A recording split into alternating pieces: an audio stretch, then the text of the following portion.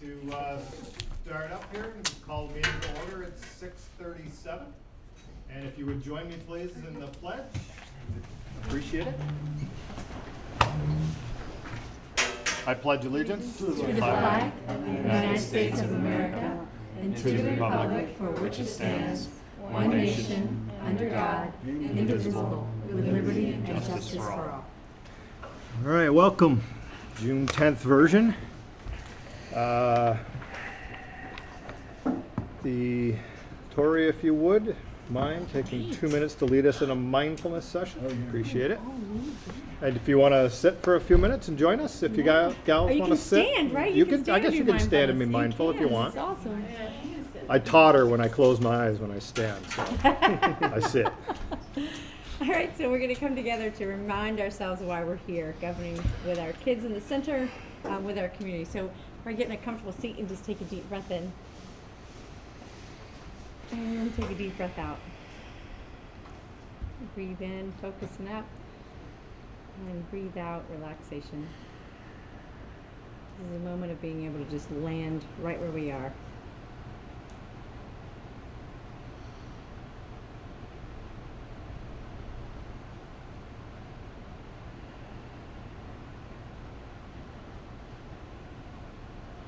As you notice thoughts about what's come prior to this, thinking about the future, you can just bring it back to your breathing.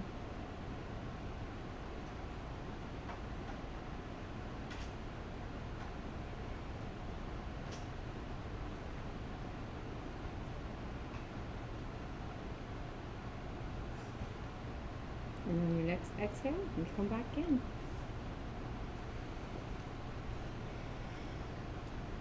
All right, welcome again.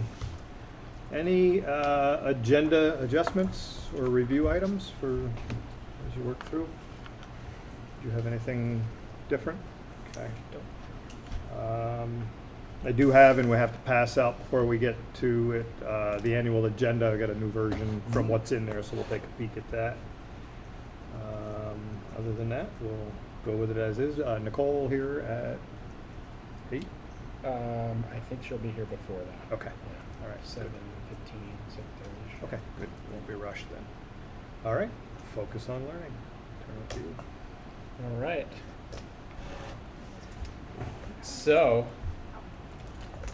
we have some of our wonderful music students here, and we have some of our art staff who will introduce themselves, who really were the driving forces behind the Spring into the Arts performances and week-long showcase of artistic abilities across different mediums in our school and shown in different places across our wonderful city.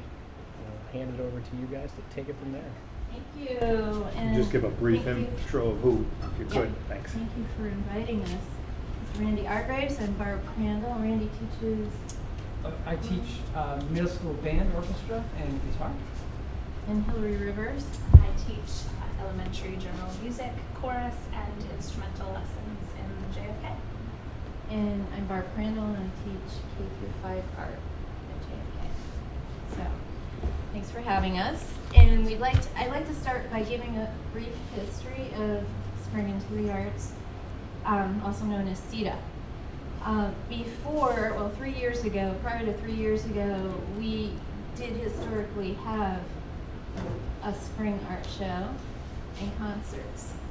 And 3 years ago, when Jan Willie came, she was our curriculum director for a few years. She brought the concept of creating a festival out of our arts within the district. And she used models that were used in other districts. And we started out by thinking of this as an advocacy tool for the arts, so that we could not only showcase the arts within the school, but outside the school and the community as well. And instead of just having a one-night art show and conference, it grew into something bigger and better. So, this is our poster. I'd like to begin by showing you our poster. We had a great publicity committee. Part of our committee members we divvied up and took on different jobs. And Jessica Bruce headed up the committee for publicity and designed this poster. We also have a flag that is supposed to be hung up every year. We'll talk about that part later, but there's a flag that's based on that design as well. This poster, however, was put into the community and within the school to advertise. We also had our, we had different ways of reaching the students through flyers that went home. We had our emergency call list that was contacting parents. We had the board out front. And all in all, we had quite a bit of commitment from the community, and we had a higher percentage of people, I think, that attended our events this year than last year. So, next slide, please. Monday was our kickoff event, and we started out with trying to combine different events from the different arts. We had an interactive mass painting activity, which drew a lot of students, and it was, I think, a lot of fun for the kiddos. And in the slide, you see the kids painting their masks and having a great time. There was a huge crowd around the table the whole time that we were down there, so that was really great. In the lobby, from JFK, there was a little hallway. I had 3 giant banners of the second graders created an Under the Sea based on Henri Matisse collage painting, and we don't unfortunately have a slide of that, but in that hallway was student artwork from JFK. In the room that we presented our concert and the presentations, there was artwork from the high school and junior high school.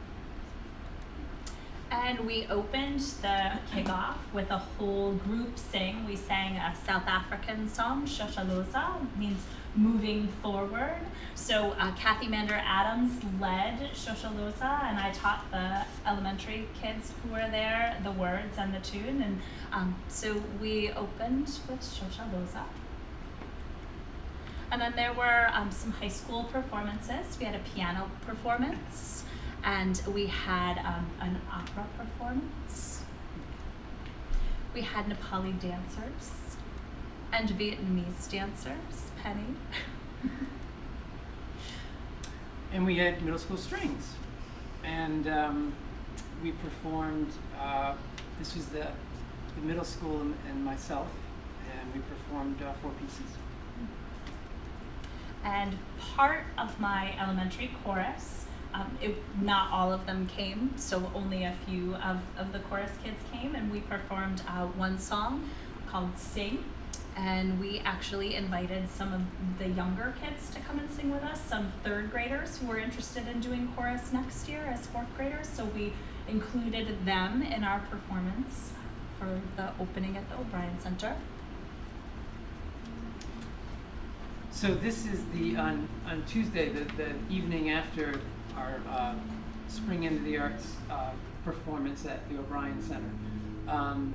Middle and high school orchestra, chorus, jazz/concert band, and a new group that we formed, high school formed, called the Contemporary Ensemble. And this is the picture of the Contemporary Ensemble. As you can see, we have, actually you can't see this, but we have an electric violin, electric cello, amplified bass, drums and guitar. And they played Michael Jackson's Smooth Criminal. We did. That's Yeah. awesome. It is a lot of fun. There's a lot, and I don't know if you noticed a couple of people over here warming up there. It's actually pretty amazing how many musicians are in this room. I just realized that. Absolutely. That's a great picture.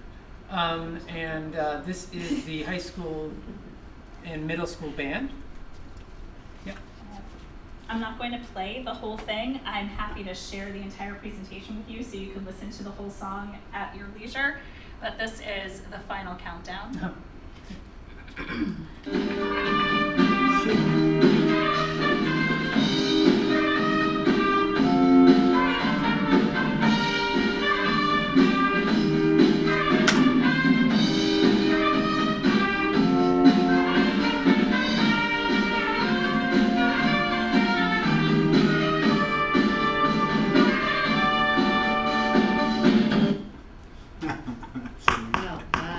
Yeah, they were great.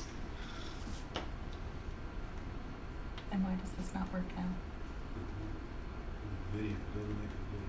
It may be because you got in the video. Okay.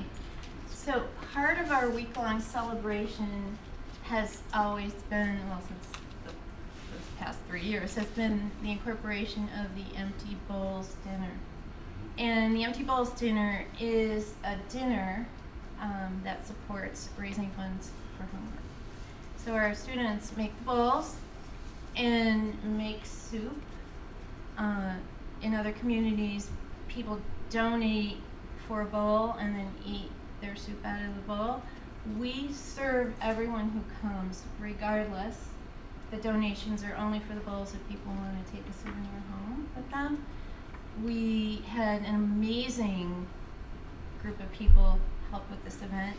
Teachers donated the ingredients to make the soup. The students made soup within their classrooms.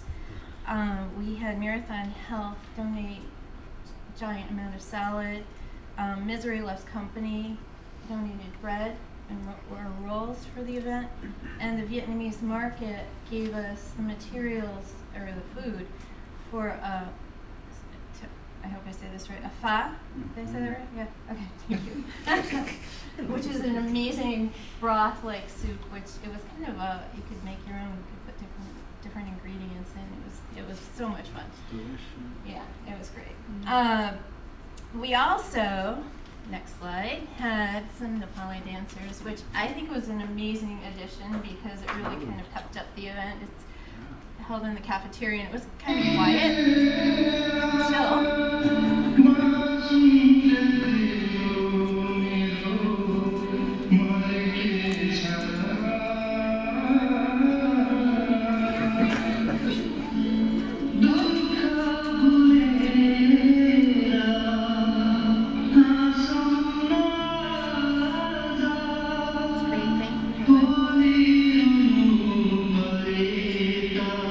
thank you.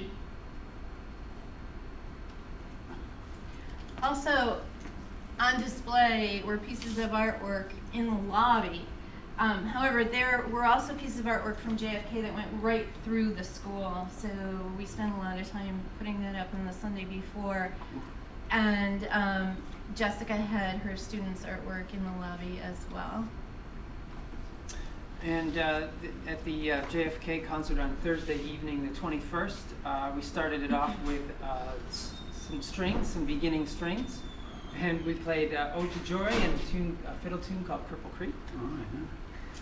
And then the beginning band played Hot Cross Buns and Eau Claire de la Lune. We passed around some solos. So Mr. Argraves was playing, I was conducting.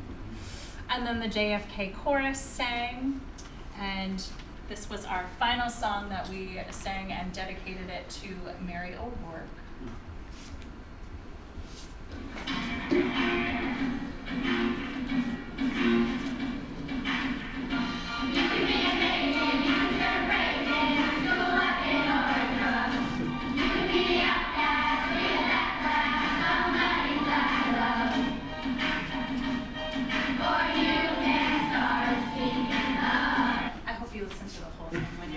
That was really good. They had me in tears. Yes. So we put together some reflections for moving forward. The events were well attended.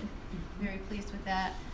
One thing that I didn't mention, at our kickoff event, we had the Iron Chef group who created hors d'oeuvres. They cooked the most amazing hors d'oeuvres for us, and Jessica also made cupcakes, so we had a lot of wonderful food. Delicious.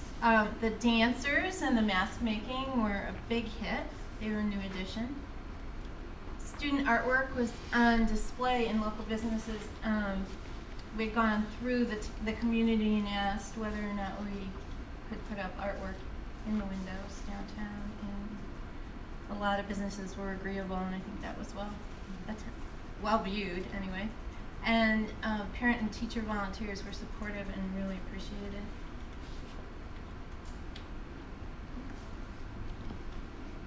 So, improvements there always can be improvements and growth. So we thought of a few. A possible new space for next year to be even more visible in the community. Where?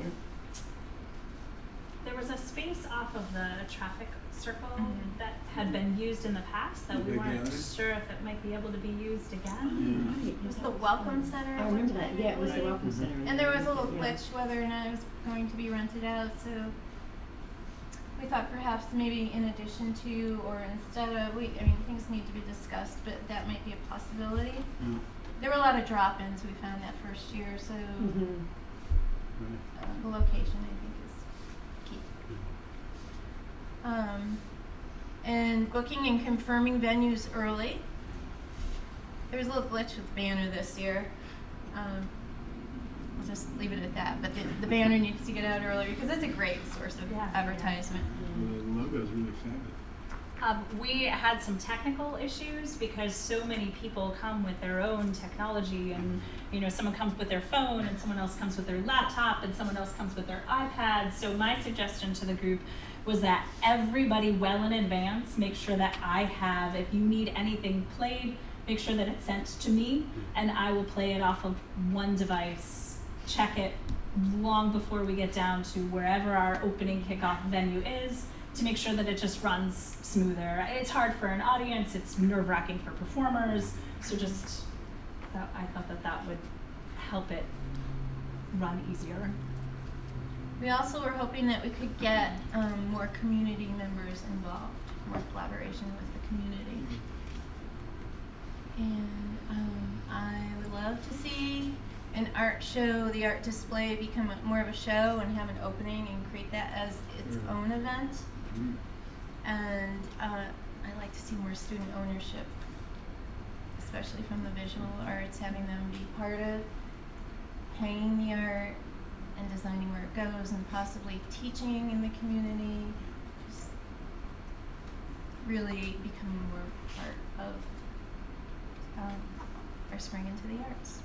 I think the last thing that was kind of being, and it's not up here, being talked about was stretching the event to not just being a week-long concentrated event, but maybe stringing portions of it through the year so that we connect with the community in different ways. Right. I guess I was thinking in terms of if an opportunity arises, let's say that a particular music group or artist comes to town, and hey, we know he's great with kids, he's open to the idea of maybe having us come in and watch a rehearsal, maybe even play with it. Hey, it doesn't have to fall within any time frame. It could happen anytime. So if we just keep that idea open, and then maybe we can bring that artist in during the Spring Into the Arts Week to just top it off. But yeah, just seizing upon any opportunity that comes along. If you're talking to someone and hey, we might have a group that would be interested in listening or playing, Yeah. that kind Okay. So we have a little of. Oh, right. something Yes. for you, yeah. We'd like to give you a little snippet of a piece that the middle school strings and I played at the O'Brien Center on the Monday of the Spring Into the Arts Week. It's called Stone Mountain Stomp, and it's a fiddle tune. It's got a little Copeland quote in there, if you will, and maybe a little southern fiddle music in there. It's an original, but I think he stole some little ideas.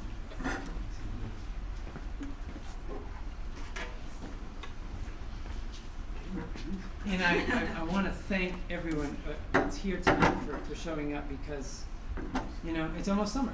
And, right? And there are a few other people in this group, and they came up to me and they said, you can't make it, but they felt, like they really wanted to be here. And I just want to say that it takes a lot to come out, and we've done all of our concerts, and yet they will always play. So it's great to have you here. So I want to thank you before we finish playing, and I forget to say that.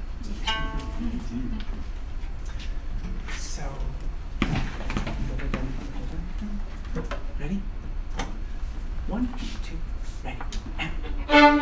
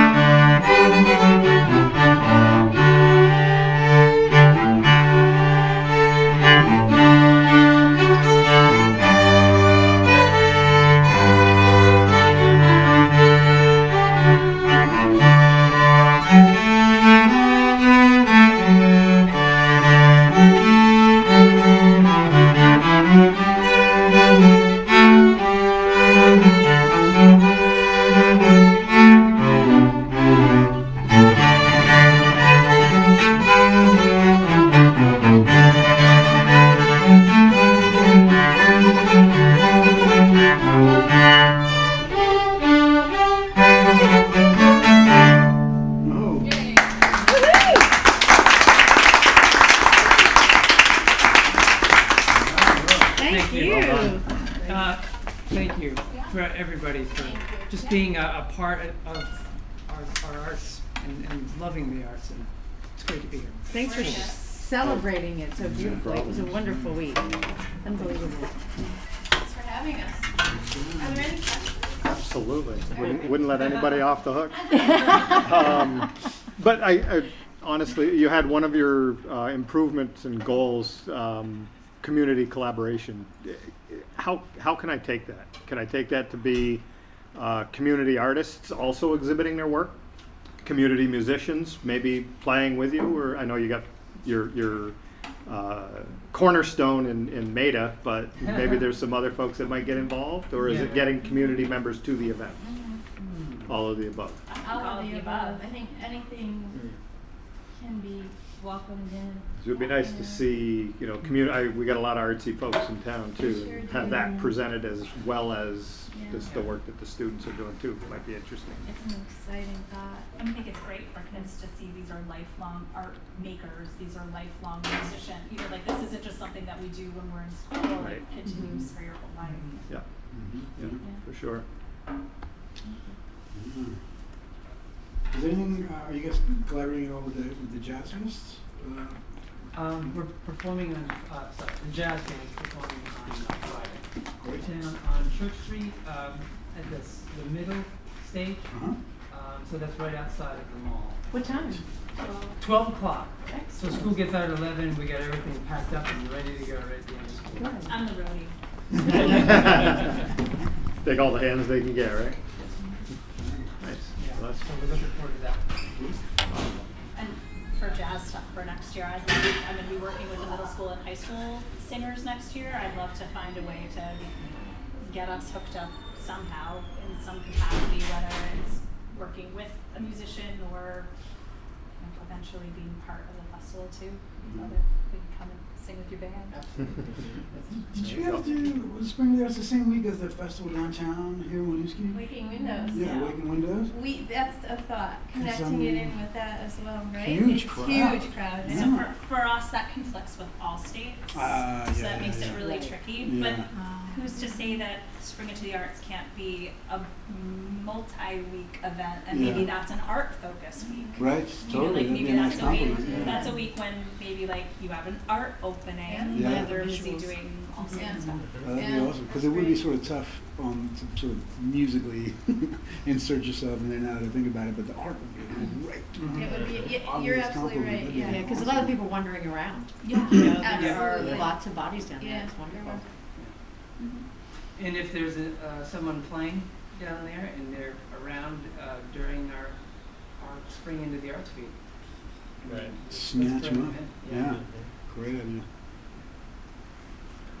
Thanks, guys. Great. Yes, thank you very Thank much you. for Thanks, all you thanks do. for your time. Yeah, appreciate it. So I shared the whole thing with Sean. I don't know if you can then share it with I everyone. I can. don't know that I have everyone's email address. Yeah, Okay. I'll take care of that. Great. Thanks. Great. Thank you very much. Productivity may go down tomorrow at work.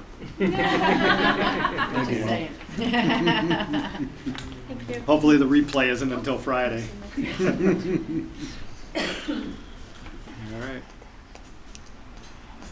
Very good. Thank you again for another entertaining focus on learning. Oh, man, those are great.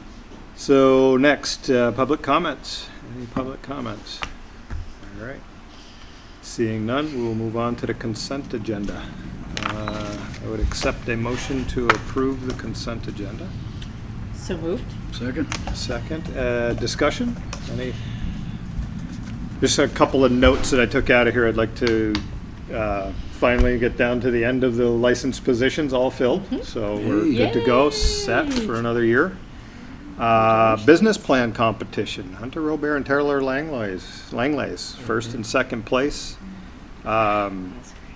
Pass C. Courtney on Friday, but that's quite a feather in her cap for helping with those kids to Yeah, do the fantastic. work. They always battle CVU for that, and it kind of goes back and forth every year. And Courtney and Tammy Jo and Colleen Wedge over at CVU, they do a lot of collaboration, and they just help kids to build incredible business plans. Yep. And I understand with Hunter, though, it is actually a plan that he is moving forward Yeah. with, something that he's trying to pursue and bring even further into fruition. So Yeah, and they came during business roundtable, I think it is. They came during community meeting today and gave them their awards in front of everybody, and their parents came in. Oh, awesome. It's great. Nice. Fantastic. You guys like that?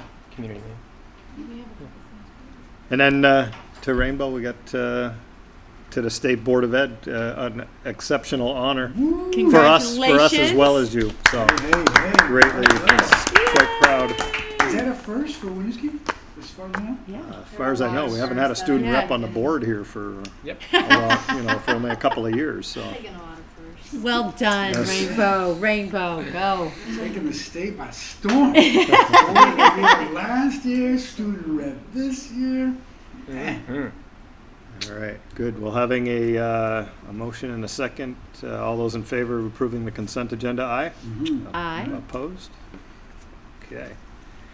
I would then, if we can, move the, and I should have done this right at the beginning, and that is probably going to be something I'll get slapped for later because What's the proper Robert's that's our rules for that's this? that's our next topic. But we do have, How convenient. Watch out. yeah. But I would like to request that we move Nicole and the discussion of Robert's rules and presentation up so that we don't have her having to wait forever. Yes. All right, no problems. No with that problems. motion? No Okay. problem. Bringing I order to like- chaos. Who doesn't want that first? And I like that, but I like how you brought an issue for us to like model, I know, I fall on my This sword as I'm conversation. tripping on my rules right up front. it's but- good, At man. least you know the rules. Yes, we are. We are all set and you are on. And thank you for coming. We Yes, appreciate your busy schedule and my favorite boards. Yay! Oh, you say that to all of us. Sean, can you maybe just slide that just a little bit because she's still going to be blocked, just kind of from the camera, yeah, to the just. There we go. Can you capture the whole table now? All right, thank you. I just want to make sure we didn't miss anybody in the. Great. All right, so we, as part of our continuing board education, we've hit the finance piece. I believe it was March, right? We did that 2 months ago now. Was that 3 already? And Robert's rules now to try to keep us on the straight and narrow. So if you would take it away, we would appreciate an Absolutely. education session. I can't believe I have to follow that amazing act. Yeah. Yes. Robert's Rules of Order. So we make all of our visitors follow the focus on learning. Nobody goes in front of Well, it. So that was terrific, and I just want rusty violin player. Oh. Yay! There's a need. You heard that part about Right? community Yeah, linkages. exactly. and stuff. Right. Community involvement, I'm game. All right. So I'm gonna spend not terribly too much time. I want to make sure that there's enough time for questions. I do want to put on the table that this is the first training on Robert's Rules that I've done for boards. First time I've been asked to do this. Mhm. So I've put it together recently. Haven't tested it out yet. You're all the guinea pigs. So if there are aspects missing or we need to tweak it, just feel free to. Or if we provide me don't with learn some anything, feedback. it's because it was the slideshow. That's right. So exactly, we're not gonna be watching the tapes from now on and holding Mike to any kind of a gold standard. And Nicole, I have one clarifying piece for folks before we get started, and that Okay. is in the backup that they got, there was part of the Piece missing. slide Mhm. from the website Oh, that okay. was cut off, so I'm going to give you good Thank you. copies right now. All right. I thought that was just a test to see if we could fill in the Is that blank. this chart? Yes. Okay. I did not bring copies of this chart because I knew that you probably have them, but I do have copies of my slides in case you want to cross things off. Or So, Robert's Rules of Order, bringing order to chaos. So, state law does require school board meetings to be conducted according to Robert's Rules of Order. Explicitly says that in statute. However, there is no state law spelling out exactly what happens if you don't follow them perfectly. Unlike the open meeting law, for example, where if you have violations, there's a clear expectation that your actions are not going to be valid unless you correct them at a appropriately warned meeting. But there is no, sometimes I get calls from school board members or people wanting me to weigh in with an opinion when there's a perceived violation of Robert's Rules of Order. And, you know, that's really something for the board to sort of work through in terms of if a member is alleging that some procedural norm was violated. That's a discussion you need to have amongst yourself, but there's really no legal recourse. But they were designed and they serve a really good purpose, and that is to bring order to the chaos of meetings. This picture is of the 11th edition of Robert's Rules and has close to 700 pages of text. Have any of you read Robert's Rules? I have before? flipped through it. Do you all have a copy of Robert's Rules? You've read Google. it 4 times. My goodness. I love these students. Setting putting a whole other standard out there. Yes. So I do recommend that you have a copy, or you can access them online. I find the online, that's usually where I go when I get a question about Robert's Rules, but some people prefer a book with an index. So both are available, but you should be able to have access to them if you need to during a meeting if something comes up. So 700 pages of content. A lot of it is in there because at some point some question of procedure has come up, and this entity has ruled on how that specific procedural issue ought to be handled, but at least 80% of the content is used less than 20% of the time. So there's really a fairly narrow slice that board members need to be familiar with, particularly chairs need to be familiar with when conducting board meetings. And typically, questions around Robert's Rules come up when the topic that's being discussed is contentious, and sometimes, as I alluded to, board members will use a violation of Robert's Rules as a way to sort of undermine some action that's been taken, or to allege that things are sort of off course. So if a chair's going into a meeting that could potentially become contentious or difficult, I always recommend you brush up a little bit on Robert's Rules, or you make sure you have your cheat sheet, just so that doesn't become the focus of concern. If a question or a point of order gets raised by if you have, this only happens really if you have board members that are really familiar, I think, with Robert's Rules, but sometimes folks will raise a point of order, and if you as the chair do not feel comfortable, feel free to take a recess and consult the rules and move forward that way. That's perfectly appropriate, and I think probably the right way to handle that. But you need a motion for that, don't you? Sure, yes. To take a break? You need a motion to recess, you Yeah. sure do, you sure do. So I'm gonna start by talking about the basic principles of Robert's Rules, why they exist and what they're trying to reinforce. And the first is that only one topic can have the attention of the board at any given time.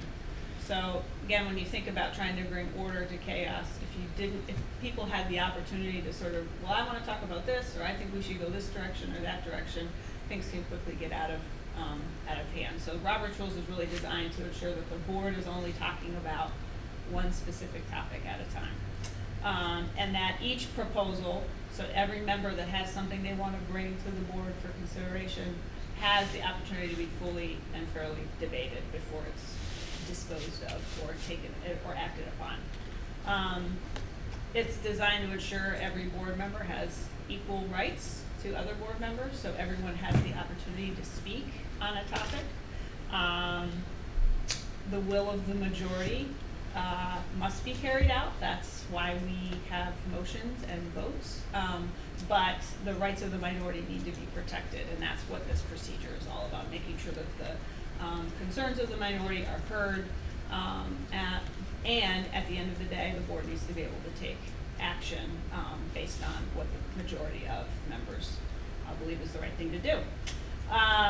This one I find is, I would say I borrowed some of these I bought all of these from the Portland, the Oregon School Boards Association, that had a really great sort of resource guide for their members. And so the personality and desires of each member should be merged into the larger unit of the organization. And so that means that you have an opportunity to fully debate an issue, you bring your perspective, and at the end of the day, the organization, through the board, takes action, and you've expressed your desires, and the end product is the will of the organization. And so, Which one is? which that's a challenge, I think, sometimes for folks, but you're really here to serve the organization, bringing your best thinking and perspectives, and taking action. Really, it allows the board to conduct business with speed and efficiency. It gives the board chair the tools needed to run, I think, an effective meeting, and preserves a sense of order, and it can often feel very foreign to people. So I know you're all well versed at this point in policy governance, but I imagine the first few times you were sort of learning the language of policy governance, it felt strange and not necessarily what you were accustomed to, or perhaps even contrived. And I think people have that same reaction to Robert's Rules, and it's really only through practice that you feel more comfortable, and you have to adapt them to meet your particular organization. And that's why I think Robert's Rules for small boards in particular is a great approach. I'm going to talk about that at the end, but certainly allows for a lot more flexibility in terms of some of the rigidity that is in place in Robert's Rules. Mm-hmm. So, I had a board member one time describe, when we were talking about it, on the one hand, we love like the informality of Vermont, and we all know each other and that connectedness. And then when you think of the parliamentary procedures, you think of like, in England, and like when you contrast those two, it's interesting to think about. Right. That Right. happens at a board, and people kind of look at each other. So. Right, Yeah. right. And I think it's, members of the public have a hard time understanding exactly what's going on. So, so it's important that you all feel comfortable with what they are, why they're in place, and how they can actually help the board do its work. But they should never become sort of a barrier to feel like you can talk to each other or engage with the community the way that you are accustomed to engaging with the community. So I think the most important starting element, and I don't have this on a slide, but is really to have an agenda and stick to that agenda. And Robert's rules become a vehicle to help you move through the agenda. So the chair can use the agenda to both manage time, discussion, but also to ensure that action is taken at the meeting on items that need to be acted upon. So for me, Robert's rules and the open meeting law sort of go hand in hand in that it allows a meeting to progress at the pace that you've indicated the meeting's going to progress. You're going to take action on the things that you've said you're going to take action on. And the requirement to use motions to take action, I think, is really critical when you think about minutes and the need for minutes to clearly reflect what actions have been taken by the board. The clearer you are about the original wording of a motion, when a motion has been amended, et cetera, and what the final agreed upon motion is, Robert's rules can help you get clear about that. So at the end of the day, your minutes are reflecting what business was transacted at the meeting.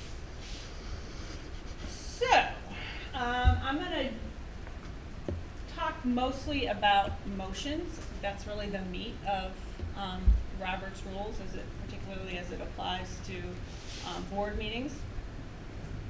Robert's rules also applies to large assemblies. When you think about town meetings, any of you who lived in a community that has a floor meeting with a moderator that's responsible for, talk about chaos, managing that conversation, that's another very, I think, common Vermont application of Robert's rules. But in the context of school board meetings, a motion is, I think, probably one of the most important concepts for everybody to really be clear on, and how you amend a motion, et cetera. So, motion is really how the board takes action, and the initial motion is called the main motion. Make sense? Mm-hmm. Only one main motion can be considered at a time, but that motion can be modified by a secondary motion. And there are several different types of secondary motions. So you could, I think probably the most common is one that modifies or disposes of the main motion. So the wording wasn't quite right the first time, or after discussion it becomes clear. If a modification is made to the wording, it will build more support among the members. Typically, that's I think a very standard motion, but also one that says we're going to postpone the motion or we're going to table the motion. Those are often used in this context. Or privileged motions, which don't have any connection to the main motion, but it's important enough to require immediate attention, and that's the recess one. So we need to take a break. And then there are incidental motions that arise out of the business of the board. So it's really, you're calling for a roll call vote. That's the example, the only example that I can think of in that context that would be most commonly employed here. So really, I think the first two types of secondary motions are the ones that would be most commonly employed in this context. Does anybody have any questions so far? What happened? Sorry, go ahead. Nope. Yeah. So if someone makes the main motion, and so the language is out there and it can be repeated back, and then somebody wants to modify that, what if other members don't want it modified? So we're gonna go through. Oh my goodness. Well, you all have it in front of you. Wow. I don't know how. I don't know. No. How should the motion progress? So I'm sorry, I don't know why. It looks like it's 2 pages over the top of each other. Yeah, a mirror image or something. But you have it in front of you, and I'll talk you through it. So this is how I think it typically, before you even get to a motion being presented, you have an item on the agenda. You have some basic information presented about the item on the agenda. People can ask some questions if they don't understand the information, or they need some clarification on, you know, what it is. And then you would ask for a motion to be made. After the motion is made and seconded, but not necessarily, if you're operating under Robert's Rules for small boards, you don't have to have a second, but I'm not sure how you all operate. But once the motion is on the table and has been seconded, if that's how you operate, then you would have a discussion. And through that discussion, it may become clear that that either one member wants to make a modification, or that or that a modification would be preferable, and because, you know, oftentimes we word things and miss something the first time. So I guess I'm going to get to your question, Sean, the next time. So the chair will typically call for a motion, or a board member could signify to the chair that they want to make a motion. And once the chair recognizes the individual, the person makes the motion. You're not supposed to sort of make the case for your motion while you're making the motion. If you need to make an explanatory sort of comment, that's about it, but you're not supposed to give a speech about why you think this is a good motion. That's reserved for the discussion phase. So it's really about getting what you want to happen on the table clearly, so that whoever's reporting the minutes has an understanding of what's being asked for. And then in the discussion phase, any member has the right to speak, so long as they've been recognized by the chair. So Robert's Rules does not permit a free-for-all. It's really supposed to be a discussion managed by the chair. And the guidance to the chair is to ensure that everyone's had an opportunity to speak before you let someone speak again. That's so the debate column on the cheat sheet. Yes. Okay. So the debate is whether or not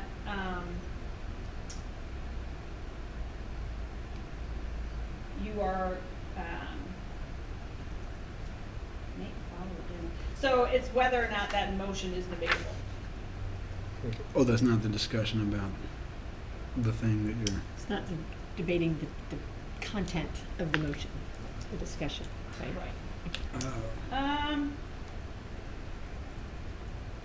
That's interesting. I have a couple of other resources. I'm not sure. My understanding is that is not a discussion. It is you move to the vote without a discussion.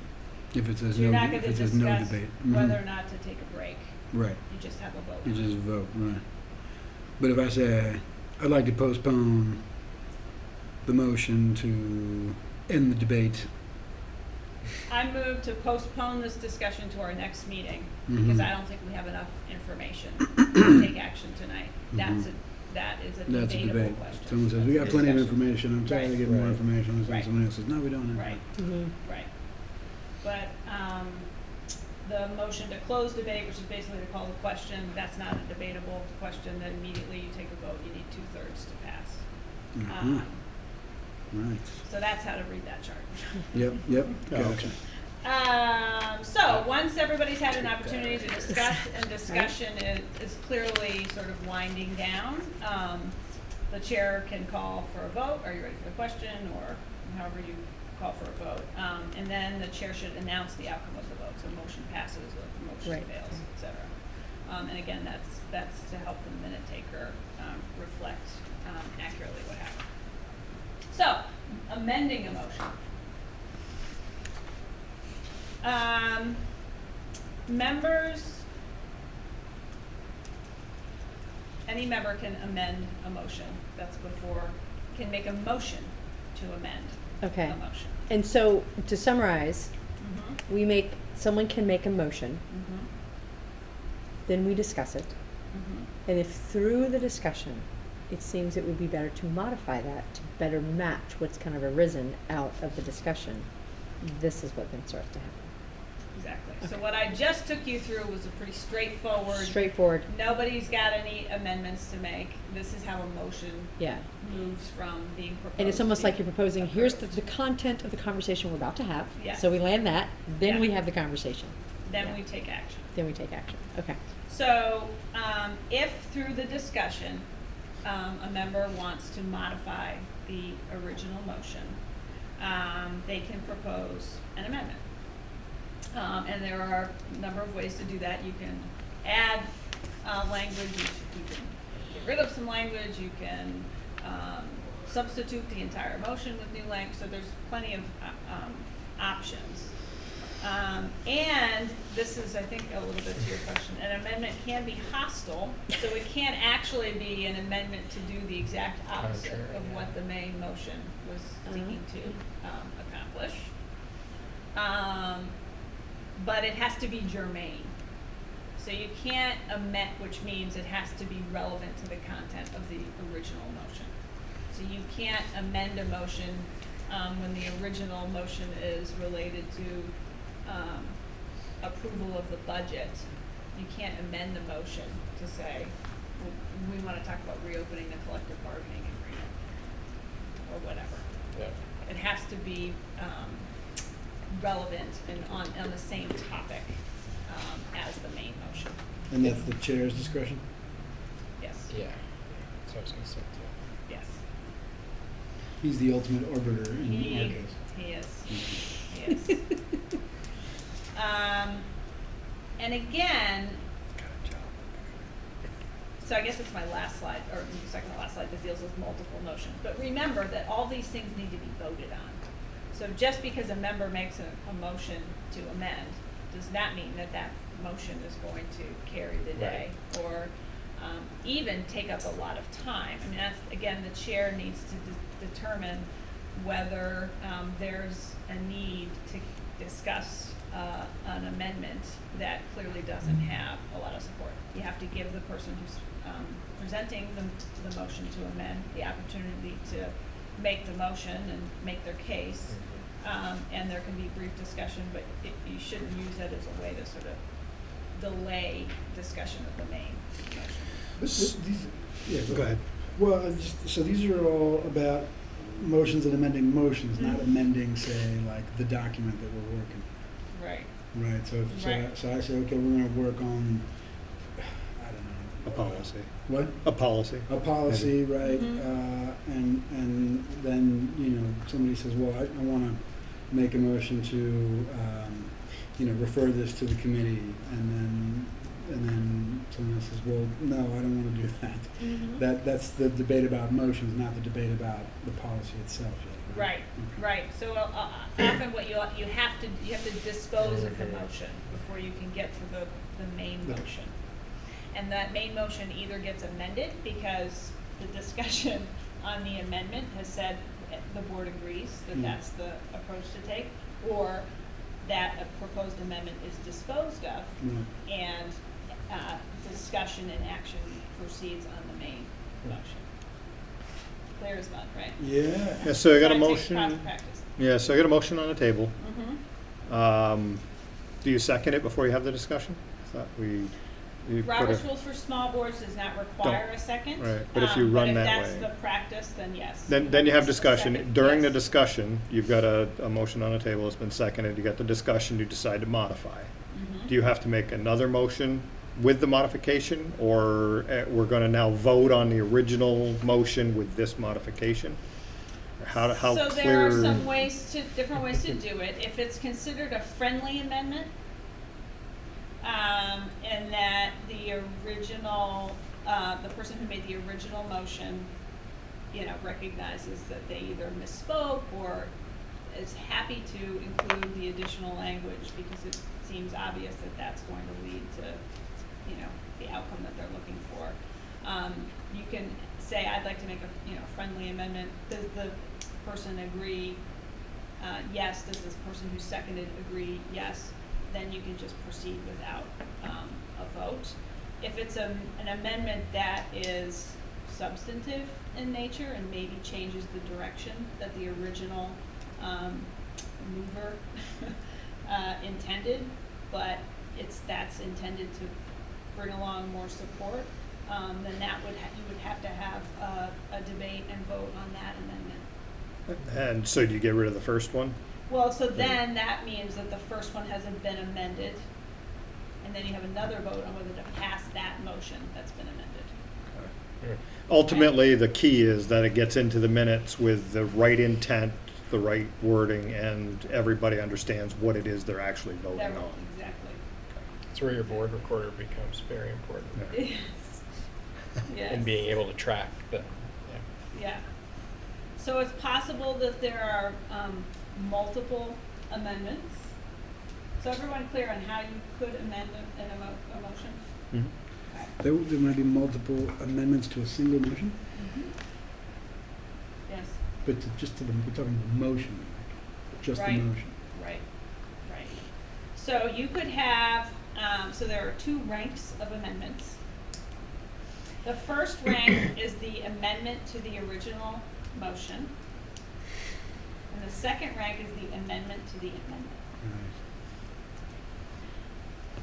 Often in my experience, it doesn't get this complicated when especially when you're working with a small group. You can usually manage these conversations by, through use of friendly amendment, et cetera. But I just want to make sure you all sort of understand what the lay of the land is in case somebody raises it, and then you can say, yes, we're aware. Right. Time out, I gotta go see Google. Yeah. Yeah. Robert's Rules Online.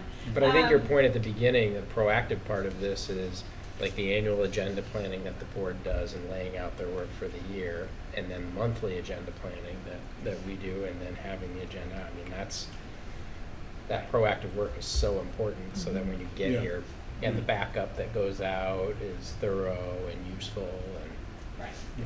right. Everyone's clear on sort of what the orders of the day are Mhm. and how you're gonna move forward. And really Robert's Rules uses a tool to get you through them, Mhm. but not to drive everybody crazy. If there are two amendments, there's an order in which they have to be voted on. And that is that you have to vote on the second one first. So you have discussion and a vote on the second instance of amendment. Depending on what happens with that vote, then you move to discussion and vote on the first amendment. And then when the vote on those two amendments have been taken, then you talk about the main motion. And it's possible that at this point, that main motion has been amended by Mhm. one or both of Mhm. those amendments. Can you think of like an illustration of it? Yes, I have, yes, Great. yes, I know, it's very abstract. I guess in my head, it kind of makes sense in that if you're gonna bring up a secondary amendment, it is because of either the original motion or the first amendment. And if you don't do the second one first, it's kind of a moot point Yep. to do the first one. So Yeah, you so kind of let's have to just work skip ahead backwards right and here. through. So- I don't know. No, that makes sense in terms of like logic. I just can't understand that. Why you would be doing this sort of Yeah, thing? exactly. So You have to have been here's- around for 150 years. Here's the example. Okay. So the main motion is I move we accept or we adopt Robert's Rules of Order for small boards, right? Mm. Somebody decides to make that motion. The first, well, these are motions, not amendments, but it's the same concept. So you would, first, someone says, I wanna amend the main motion, yeah, this is an amendment. Amend the main motion by striking we and replacing it with the Winooski School Board, right? And then somebody else says, no, I move that we postpone this action, until we can consult with the VSBA to get some more information about the differences. And first we vote on. First we vote on the number two. Tonight's the night, right. Right, And then we have the and then debate. you talk about whether you debate the substitute language. And then your last, the point in which you're actually taking action is when you vote on the main motion, however you've amended As it. But you amended. could you could potentially never even get there because Reject two. you've approved number two and we Right. postpone this until the next meeting. right. And there's debate on the secondary motion. That's a supermajority vote. And the chair can say, enough talking about it, we're gonna vote on this anytime? Or does he or she need to give So then The that's chair everyone- doesn't really have the authority to end the debate. They can sort of move things along or say, unless there's no further discussion. New discussion, right? Right, Okay. right. And you can say, New we've is heard a these things before, I clarifying think we're word. gonna. But in order to close the debate, you need a motion to do that, and you need a 2/3 vote. Also, like, if we can't come to a common conclusion on secondary motion number 2, Yeah, then we would, somebody would need to say, I'd like to close this conversation, call the question. call the question, and Yeah. then we vote on whether or not we can call the question. If we vote with a 2/3. 2/3 majority that we call the question, then we Then vote debate is on done. number 2. Yes. If we don't, we keep talking about it. Mhm. 2/3 out of 5 is. We've got to have 3? 80%. We've got to go all the way to 80. You only get 60 in 3. Yeah, so what's 2/3 of 5? Got to go 4 out You of gotta 5. go 4? Yeah, so it's almost a majority to get there. Well, yeah. The others. All right. So Well, is that's that, helpful. does that help? Yep, Okay, totally, yeah. okay. Technical. So here's some common motions and what they mean and how they get used. Postpone indefinitely is a tactic used to kill a motion, because it can't be reintroduced at that meeting. It could be reintroduced at a later date. Now, that's the main motion or any old motion? Well, so that would be after a main motion has been made, that would be a secondary motion. But- To say, but- okay, we're talking, I move that we postpone this topic indefinitely. So, but let's say if we were on that previous slide, right, Mm-hmm. and I got tired of the discussion about motion number 2, could I say, I wanna postpone conversation, or I wanna postpone this motion indefinitely Mm-hmm. and kill the secondary motion so that we can move back to motion number 1?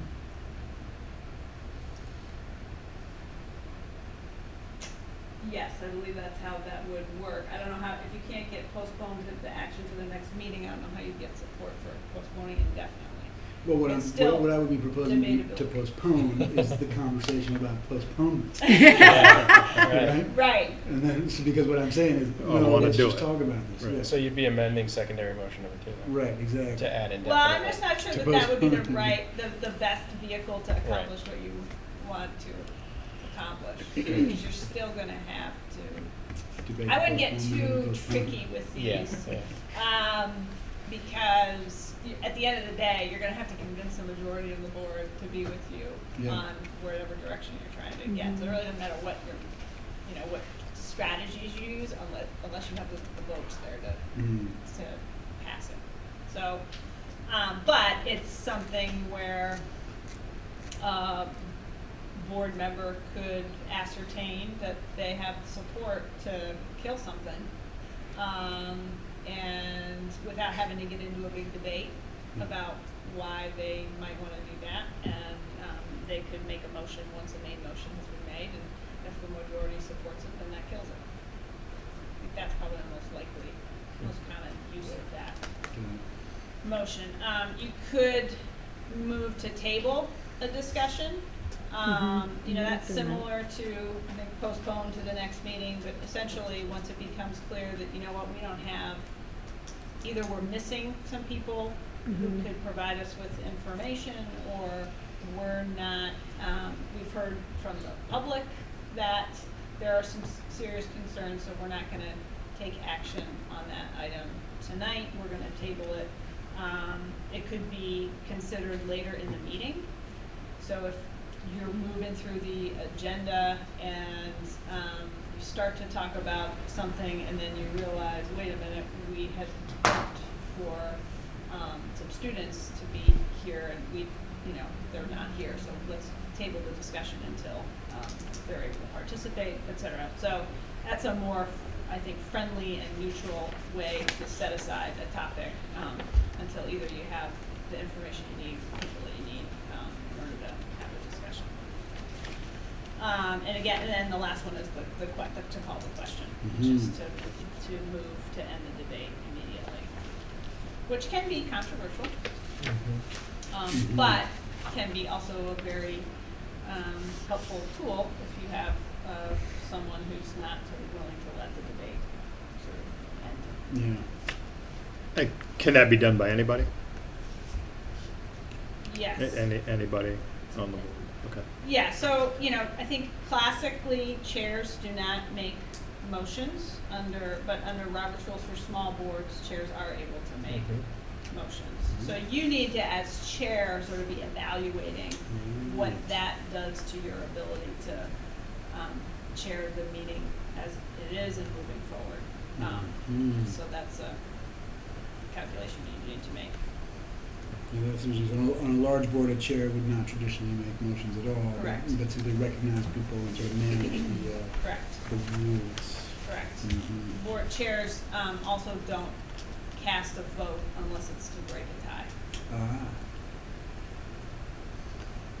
On larger boards. on large boards, yes. Right. So not under Robert's Rules for small boards, which is where we are Yes. now. So the formal Robert's Rules require members to stand and address them. I don't know of any board that does that, but you're not required to stand before speaking and Stand at addressing the attention. body. You sit down. Motions do not need to be seconded. There's no limit to the number of times an individual can speak. I mean, obviously, when you've got a really large board or assembly, limiting the number of times can be useful, but that's not necessary in small boards. You can allow for informal discussion of a subject, even if there's not a motion pending. So as I suggested earlier, you would sort of introduce the topic, make the motion, and then have the discussion. That's not necessarily required. Although I do think it helps, unless the agenda clearly says what the action is that the board's expected to take, and you can base your discussion on that agenda item as it's written.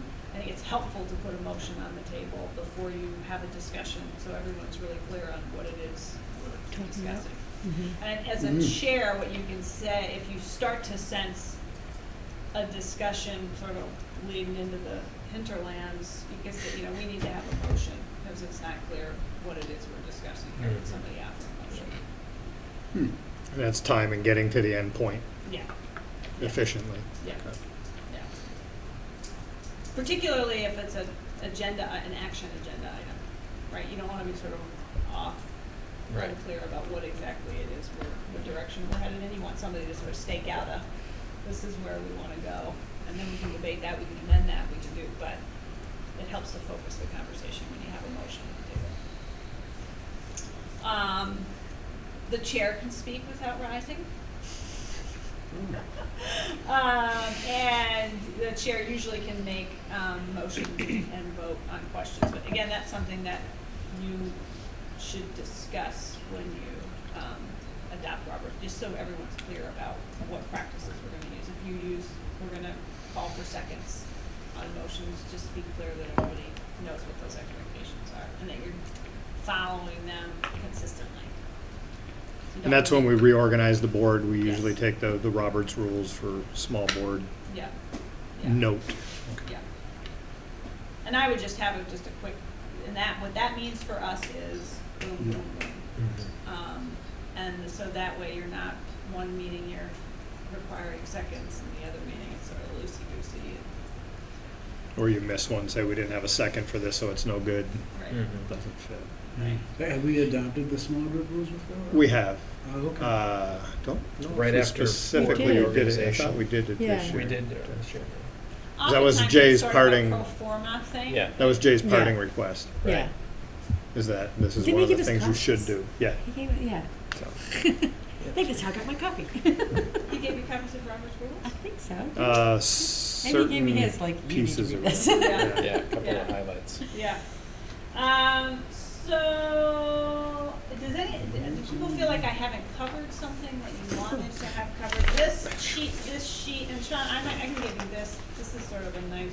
Oh, okay. Oh, Yeah, yeah. that's much nicer looking. It is, it but did so I turn can it give well. this to you and you can make Okay. copies, but Great. it sort of gives you, I think, probably the most commonly used motions, how you word them, Debate. whether they require a second, et cetera. We've sort of gone through that, so. Yeah. What is Get that. interrupt?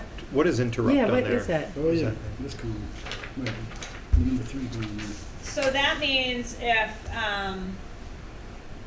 so point of order means somebody can be in the middle of a sentence and you raise a point of order, because you think the person is talking, you know, is out of line or You isn't need to following stop the talking. rule, you know. Otherwise, you need to wait to be Otherwise, you recognized. need to wait and to be So there's Okay. Yeah. sometimes you can interrupt, and there are 2 times Yeah, that you 2 can. times. Call for the orders of the day. That means, Back on we are topic, way off folks. What are we agenda. doing? Yeah. Okay. Yeah. So those are 2 just ways for you, literally to cut somebody off and say, Right. what's happening here? Okay. Right. Okay. Interrupt. So, but And the registered point of direct order is appointments. directed to the chair. The chair has to rule on that.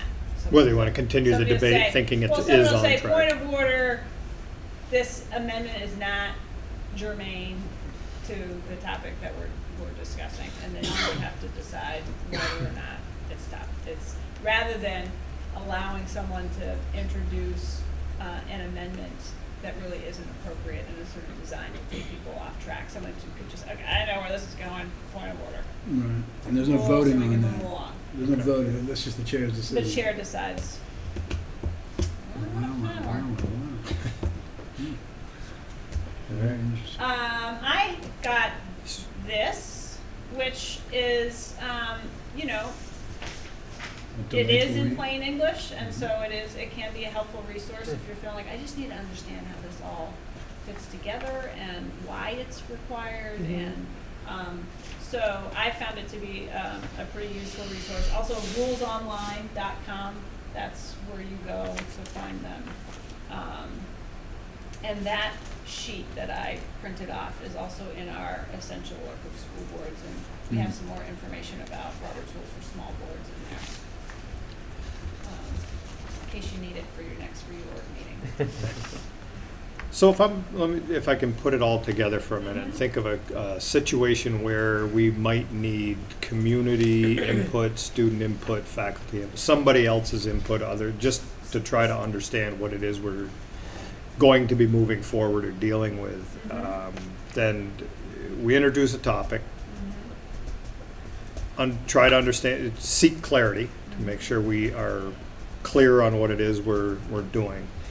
If it has other input needed other than board, at that point we would have discussion about what it is we're trying to seek more clarity or seeking input from maybe the community, and then a motion. So here's how, I mean, it's fascinating how all these pieces fit together. So I don't know what your public comment practice is, if it's that you have folks weighing in every time you're going to take action. I think probably the best way to handle when you're going to be taking action and you want input from the community is to design your agendas so that you're not taking action, but it is a general discussion item, sort of 1 month, and action is taken the next. So that you're inviting discussion from the board, any input from the public. The board can discuss again, and okay, this is a discussion item. Next month, we're going to take action. Does anybody need any further information in order to feel comfortable doing that next month? So then it comes back the next time, you get a clear motion on the table that gets to the point or the heart of what it is you're looking for, you get a second, and then any discussion at that point is board only, if I understand, right? Yes. There's no longer any, and it's to the motion, keeping on track, okay. That's how And I then- would And then get to proceed. the vote, Yes. okay. I don't know that that's uniformly how it's done. Now, so you pointed it to public comments though, so if you have an item in the agenda that is discussion and you do have folks that come for that particular reason, they don't necessarily have to give their input during the public comments, they can join in the discussion in the agenda at that point I rather guess than how I would offsetting handle it is, we're going to be proceeding to agenda item, you know, B, C. The board is going to take action on this item tonight. Does the public have any comment at this point? So you let the public weigh in. Then the board would ask the administrators any clarifying questions or any, further information that's needed before someone's going to make a motion. You make the motion and the discussion is among the board. It's not a back and forth with the community. So the opportunity for the community to weigh in is if you've done it so that you've had a more of a discussion the prior month, the month that you're going to be taking action, if it's something that you anticipate community input, I would say the more free-flowing exchange is happening during the discussion month, and then the month where you're taking action, it's a more, this is your last opportunity to provide comment before the board takes action. And the board members can say, well, we're hearing from the, you can refer to the public comment, but I wouldn't invite it back in at that stage, because then it becomes very, I think, more difficult to manage that conversation. And more likely that you'll have sort of amendments coming at you. Yeah, because we just did adopt a public comment piece of the policy just to have something in place. So just want to tie the two pieces together. Yeah, so you'll want to follow that policy. So I'm not, I think it's yours. You know what it looks like. Yeah. All right. I think that hit the heart of what I was really looking for, because I think sometimes we get a little bit loose on the motion itself. I don't know that we have any that have been very, contentious, but just trying to make sure that that motion is clear, and so you can look back on the minutes later and understand what were we talking about? What did we agree on? So, just And in also case. that you have tools to postpone a discussion or take a break, or, and those are all perfectly legitimate. They just need to be voted on and reflected in the minutes. Do we have to move the question in order to vote, or can we just vote at some point? The chair can call for a vote. Are we ready for a vote? Gotcha. Without a motion to take a vote. So you only need a motion to. And that's really a request whether there's any new discussion. Right. Point. Right. So we'd only move to vote if we were tired of talking, but somebody else wanted to keep talking. That's correct.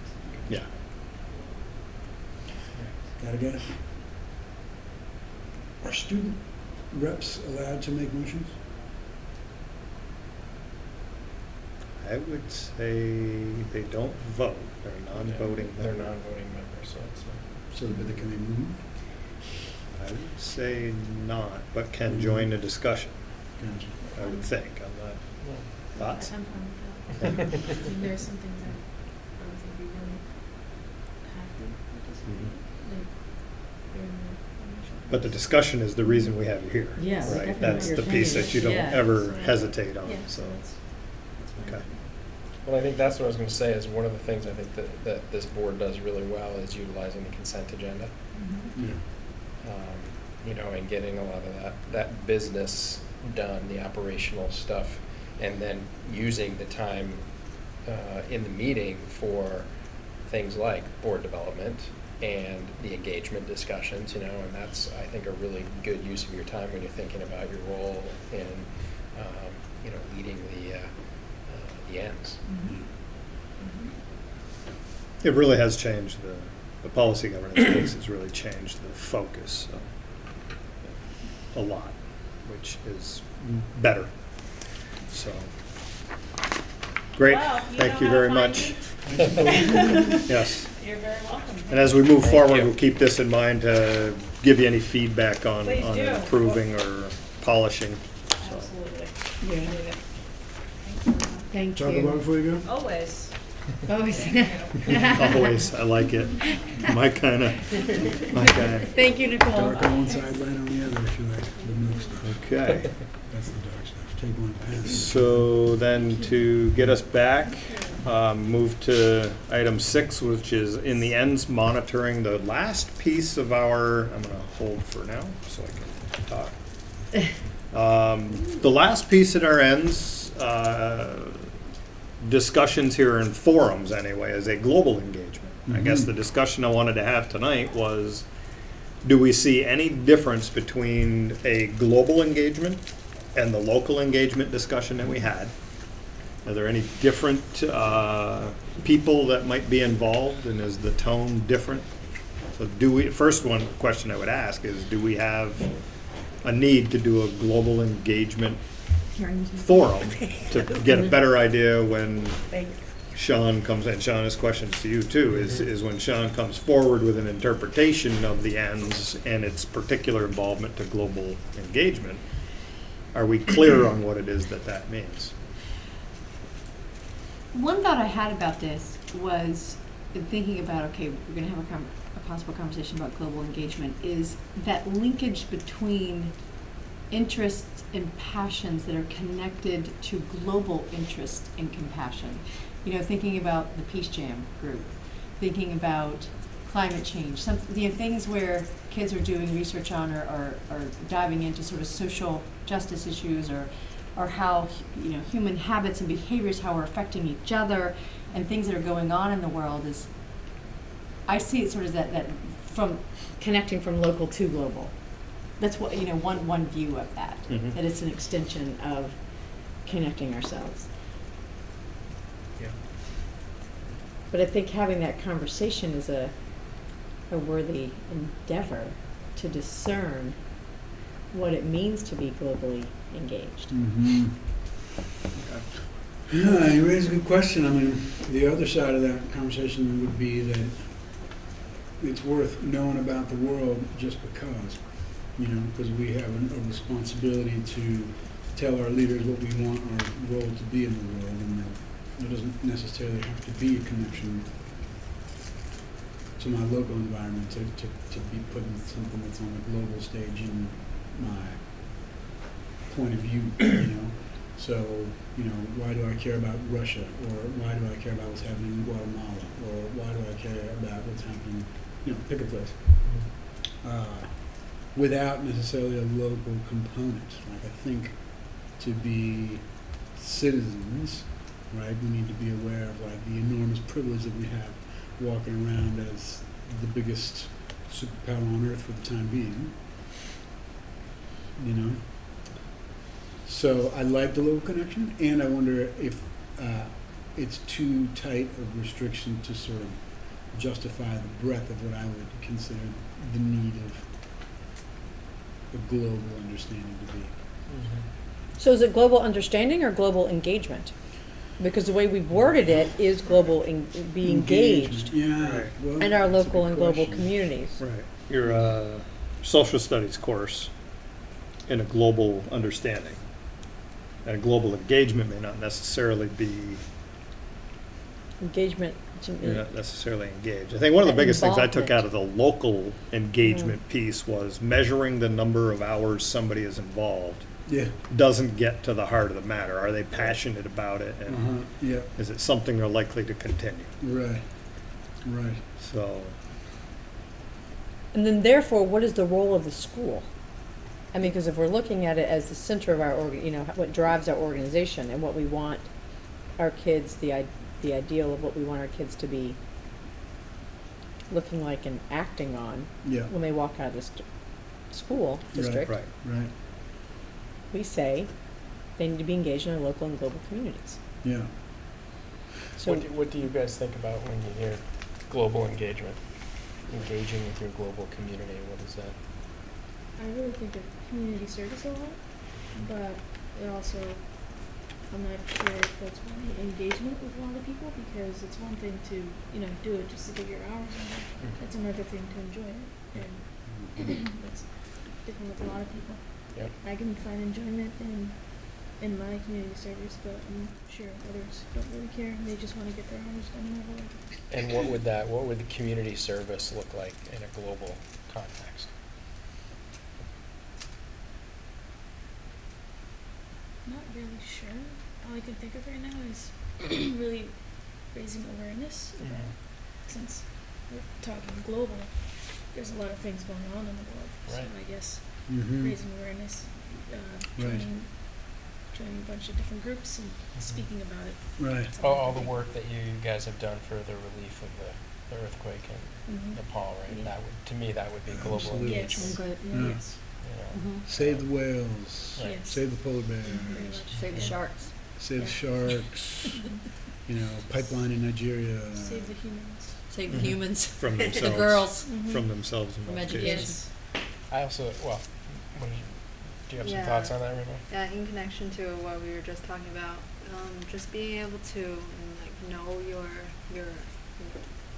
like what's going on globally in the news, like whether or not they're like natural disasters or if they're like conflicts of political conflicts or violent wars going on. I think like being able to know about that information and be able to speak up about it, whether or not it impacts that problem or issue directly. Just like being able to do that, you should be able to have that awareness and understanding. So what I hear you saying is about understanding the past, present, and Yeah. the future too, Yes. as much as you can in an informed way.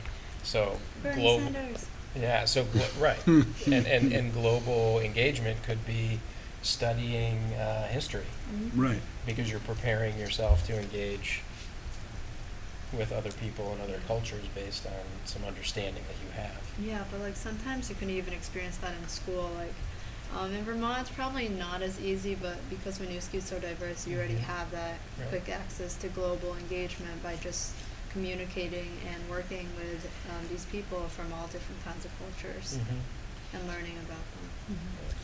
And would that be something to be enhanced within the district of having those conversations and those connections? Does that come naturally just being in the same system together, or?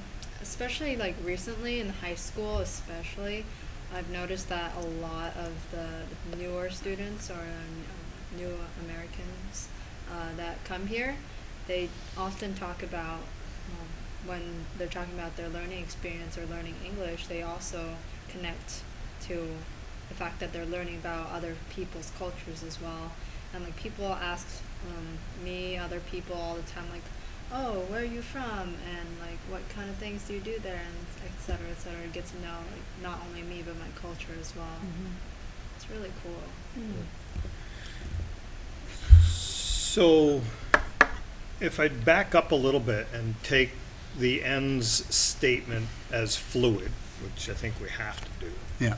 might it make more sense in this portion because we can see it, feel it, touch it locally? Yeah. We can learn about it, understand it from a further distance. Might it be something we'd want to look at to say local engagement and some Global understanding. adjective of global awareness?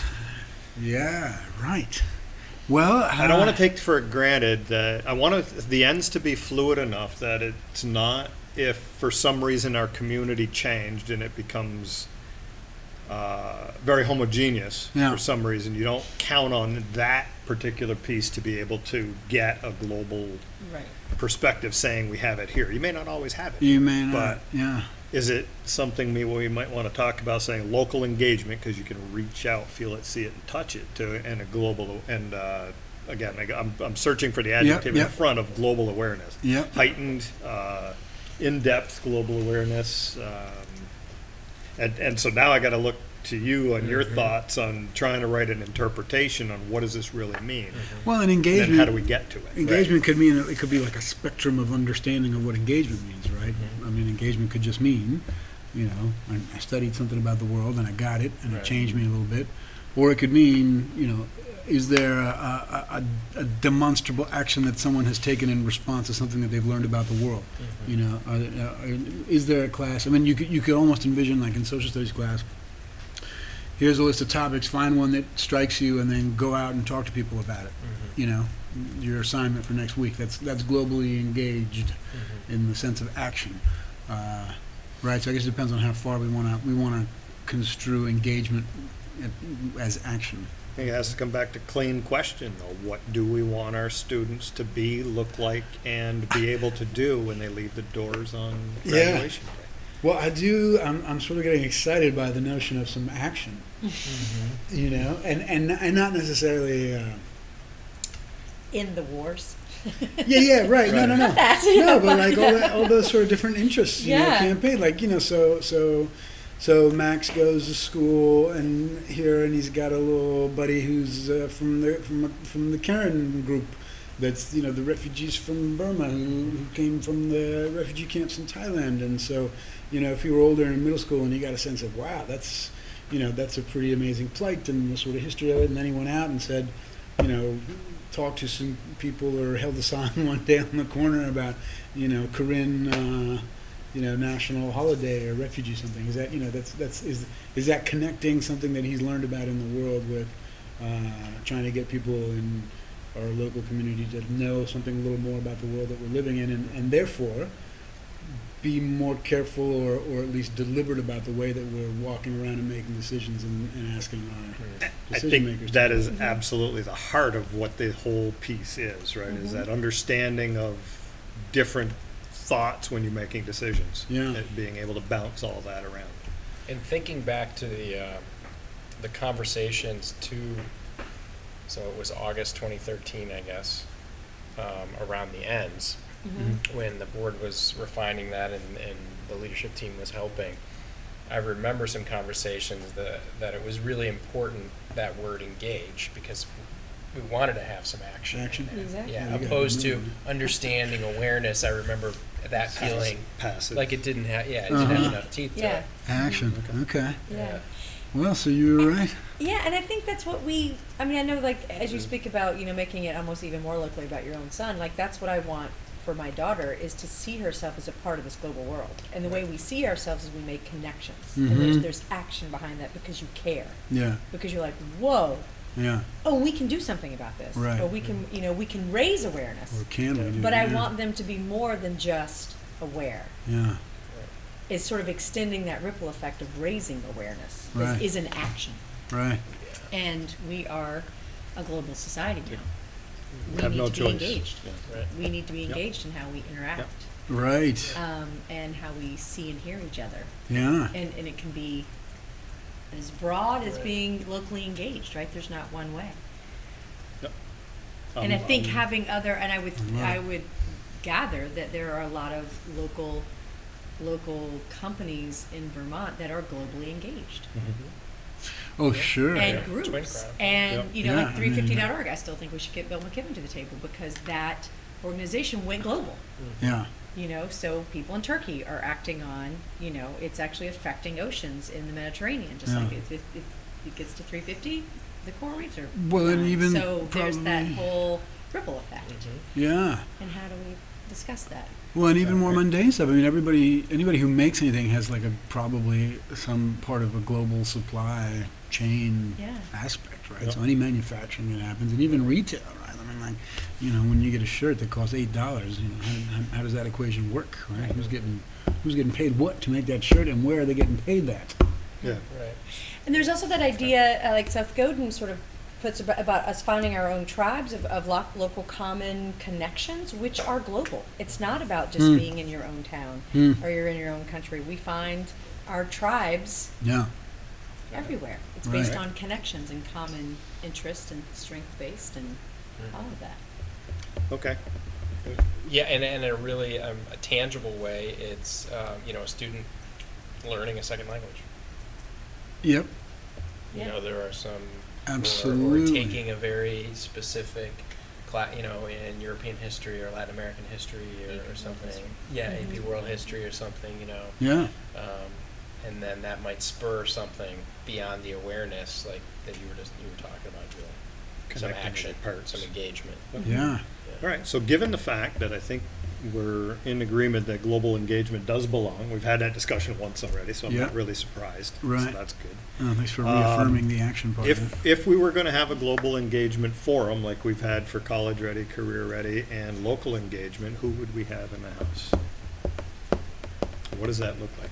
You mentioned a name. Let's get Yeah. Twincraft back in here. Twincraft from a supply Somebody chain from a perspective. business. and- Supply Yeah. chains would be, that would Right. be interesting. Yeah. That's what I'm thinking. I mean, where does this come from? How many, you know? Yeah. Yeah. I think, That's what I do. all the local universities. Let's get Mike DeCaro You're on the globally stand. engaged. Sometimes more than I would like, but. All the local universities and many nationally, probably more than not, are offering opportunities for their students to go for semester or whatever to do different things. So I would imagine there'd be some people at the local universities that. Katie's going to Uganda at Christmas time next week. Right, I so- mean, there's these partnerships Okay. that, they Yeah. have with other, Champlain have universities and a- Right. countries. Yeah, they have a campus in China, they got a place in Right. Ireland. There's a Center Montreal. for Plurality, Plurality at UDM, that's the sort of cultural, Mhm. you guys have it. Just sounds like oh, we have, there's a USAID organization that runs out of Burlington that USAID uses, and they do There's a couple. global, Right. yeah, there are. There's you know. Tetra Tech and there's Yeah. SSG and Yeah.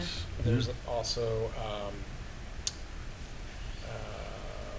EF and PAX, which place students. They bring students from outside the U.S. And place them with families, and then they also have American students and place them abroad. What was the name of that group? EF, Yeah. which has been around for 100 years, I think, Mhm. based out of Boston, and then Okay. PAX is the other one, PAX.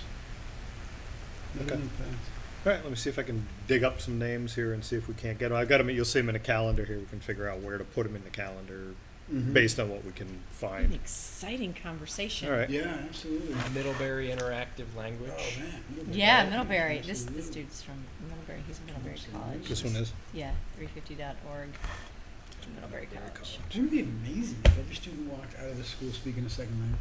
Yes, starting at kindergarten. Yes. Right. Well, it'd be interesting to know How many are? how to do, many right? are. Yeah. Well, I think it's Well, just the that may be, American that may be students part that are. of the, that may be part of the How many interpretation. languages do Yeah. you speak? I am fluent in two. Two, okay. But I really wanted to talk about something too. Please. There are two things I wanted to say that also connect to global engagement. There's one, the new SAT. They have, I think it's more on the new writing section of it, where they include recent world events such as Malala and other new historical figures in history, and basically connecting that to the SAT, you're writing and reading about those kind of people, I think, because the new SAT prep now is teaching you these facts about what's going on in the world right now, and so I think that's going to be important on the new SAT.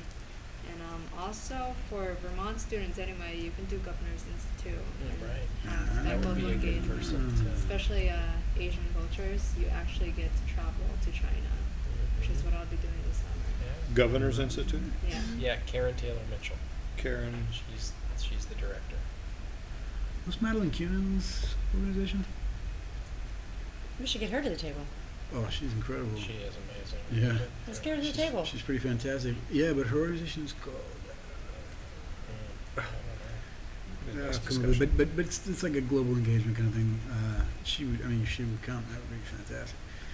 She's amazing. Can only send an email, right? Exactly, can Right. always I've ask. been rejected more in the course of a week than I ever care to talk about. It just makes no difference to me who I ask what of. Well, I thought you said SIT, the School for International Training. I have in- thought that's in- what you're in saying, Southern too. Vermont. All right. Those guys are all over. It's kind of far away, but they might have some wandering That's where Mohammed's going to faculty out school. Yes, he's finishing up his master's there. there. Yeah. Oh, Mohammed from here? Yeah. Oh, Right. great. Yeah. Yeah. Well, then let's get in and talk about it. Right, Okay. Good. that's exciting. Yeah. Okay. Any other? So I'll start to try to get some names moving here. Well, you'll see in the agenda here. It comes early in the year next year. I think I put it in so we can get the whole thing closed up. Okay. All right. Any other discussion there? Perfect. Student report to the board. Uh-huh. You're on. Here, you can have chocolate and pass. Oh yes. Alright, here, I'll start. So, way back, about a month ago, on Friday, May 15th, we had our prom. Yeah. Masquerade theme. The students they went to the Virgin's Opera House to watch a musician perform and just, have their prom. Nice. Great At the pictures Opera on the House? porch. Yeah, at the Opera House. Yeah. At the community meeting today, they showed a video, so everything looked like they had a lot of fun. So, the middle school has gone on 2 major field trips recently. Team Journey went to Smuggler's Notch for rock climbing and zip lining on May 29th. And then the entire middle school went to Camp Abenaki today for the entire day. Wow. The final GX champ of the day for 2015 was awarded to Riziki Numbe. So she won for her I Love project on dancing.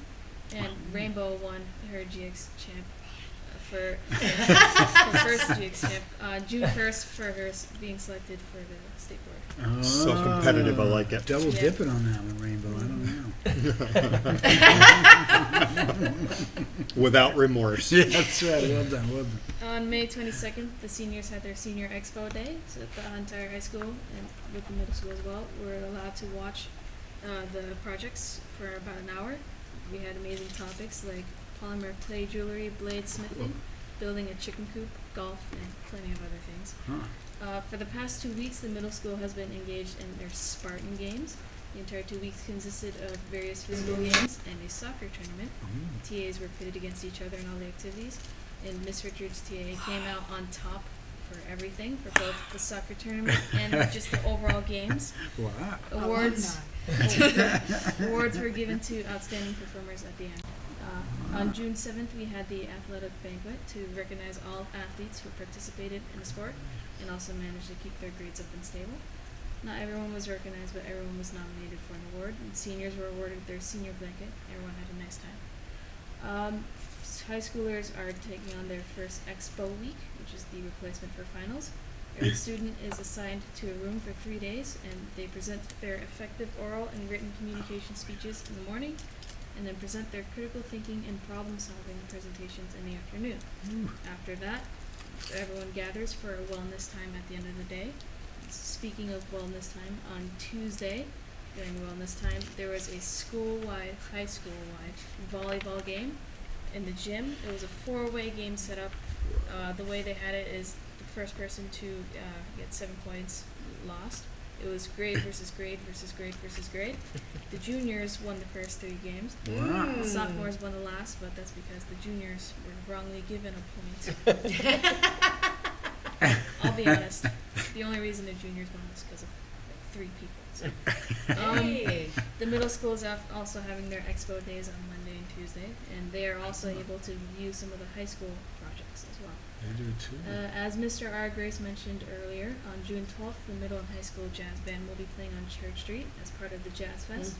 The band will be playing in front of the mall at entrance at 12. What music? Yeah. So she, of course, had to set it up so that I get to talk about my special selection on the State Board of Education. So I will be starting my term in July for the 2015 to 2017 term. My first year I will be a non-voting member, but then my senior year I'll be able to vote. Right. And for now, information, I'm still kind of a little uninformed yet because I'm still a new member. My term hasn't started yet, but I'll be excited to check out the job and continue working for the next 2 years. And also, my press release is on Governor Shumlin's website as well. Can I ask a question? How many students are on the board? There are only 2 students. Wow. It rotates every year, so there's 1 selected every year. Wow. I was told that it was extremely competitive. I felt nervous. Was there like an interview and stuff? So basically the process was there's an application process. I'm pretty sure there was at least 30 people who applied. And then they picked 12 people to interview from an interview committee of 4 people who worked with the legislature and the education department. And then the final 3 were interviewed by Governor Shumlin.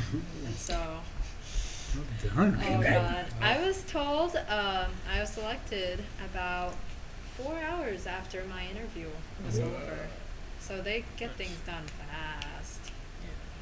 We'll talk about the House rules. The Robert's that- rules? No, the Yeah. the H361. H361 Yeah. later, but Oh, that's okay. That's another. That has. Yeah. Speaking of fast, the high school typing record has been officially broken. By towards the end of who? the year. The previous record of 92 Guam, held by Canary Lee in like 2010-2011, has been broken by me. With a Guam of, gross words a minute of 107. Woo! And, Slogan. Destroyed it. other students in the class have also broken into the Typing Hall of Fame, which is a top 10 list of students who have high typing speeds. That's And so wonderful. this class, you can only beat the typing record if you're in information processing, which is a class that teaches you how to work with documenting spreadsheets and typing. Okay. So it's a great class as well. And right now I'm angrily trying to destroy the teacher typing record that's held at around 120 Guam, Woo. held by Lucas Dunn, my own TA teacher. Go Speaking Rainbow. of global You engagement. got time. Yeah, you've got time.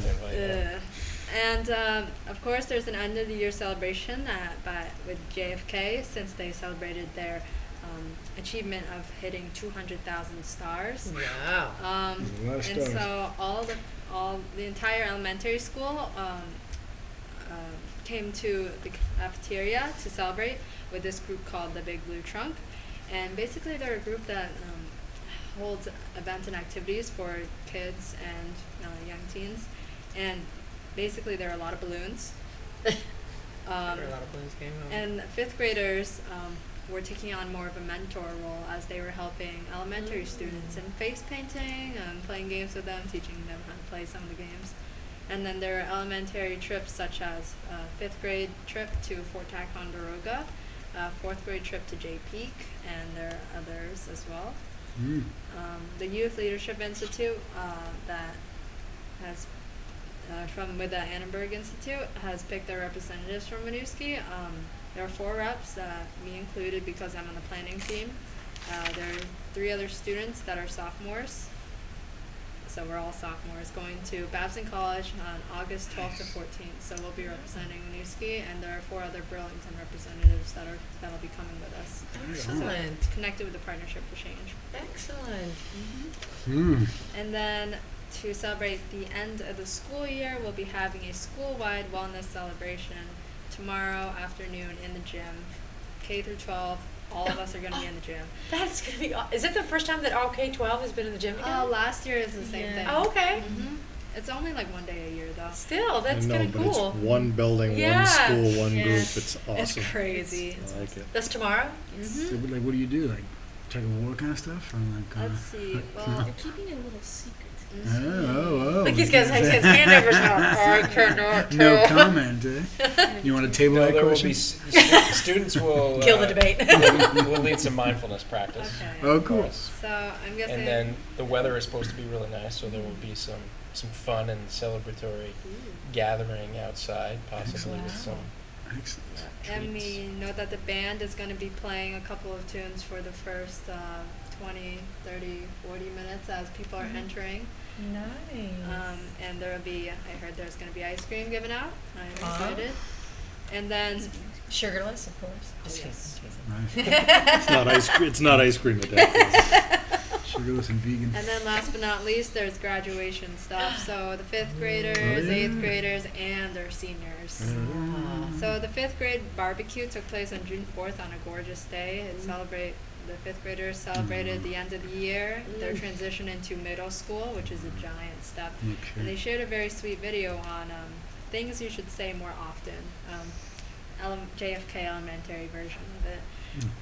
And every student participated in it, and it's really sweet. They also acknowledged Miss O'Rourke's dedication to the school and presented her with some goodbye presents. Mhm. The 8th grade graduation will be tomorrow at 6:30, and processional and recessional will be played by the band like we do every year. And then, of course, last but not least, the 12th grade, the senior graduation, will be on the 13th, this Saturday at 1 o'clock, accompanied by the band members, once again playing processional, recessional, and the Star Spangled Banner.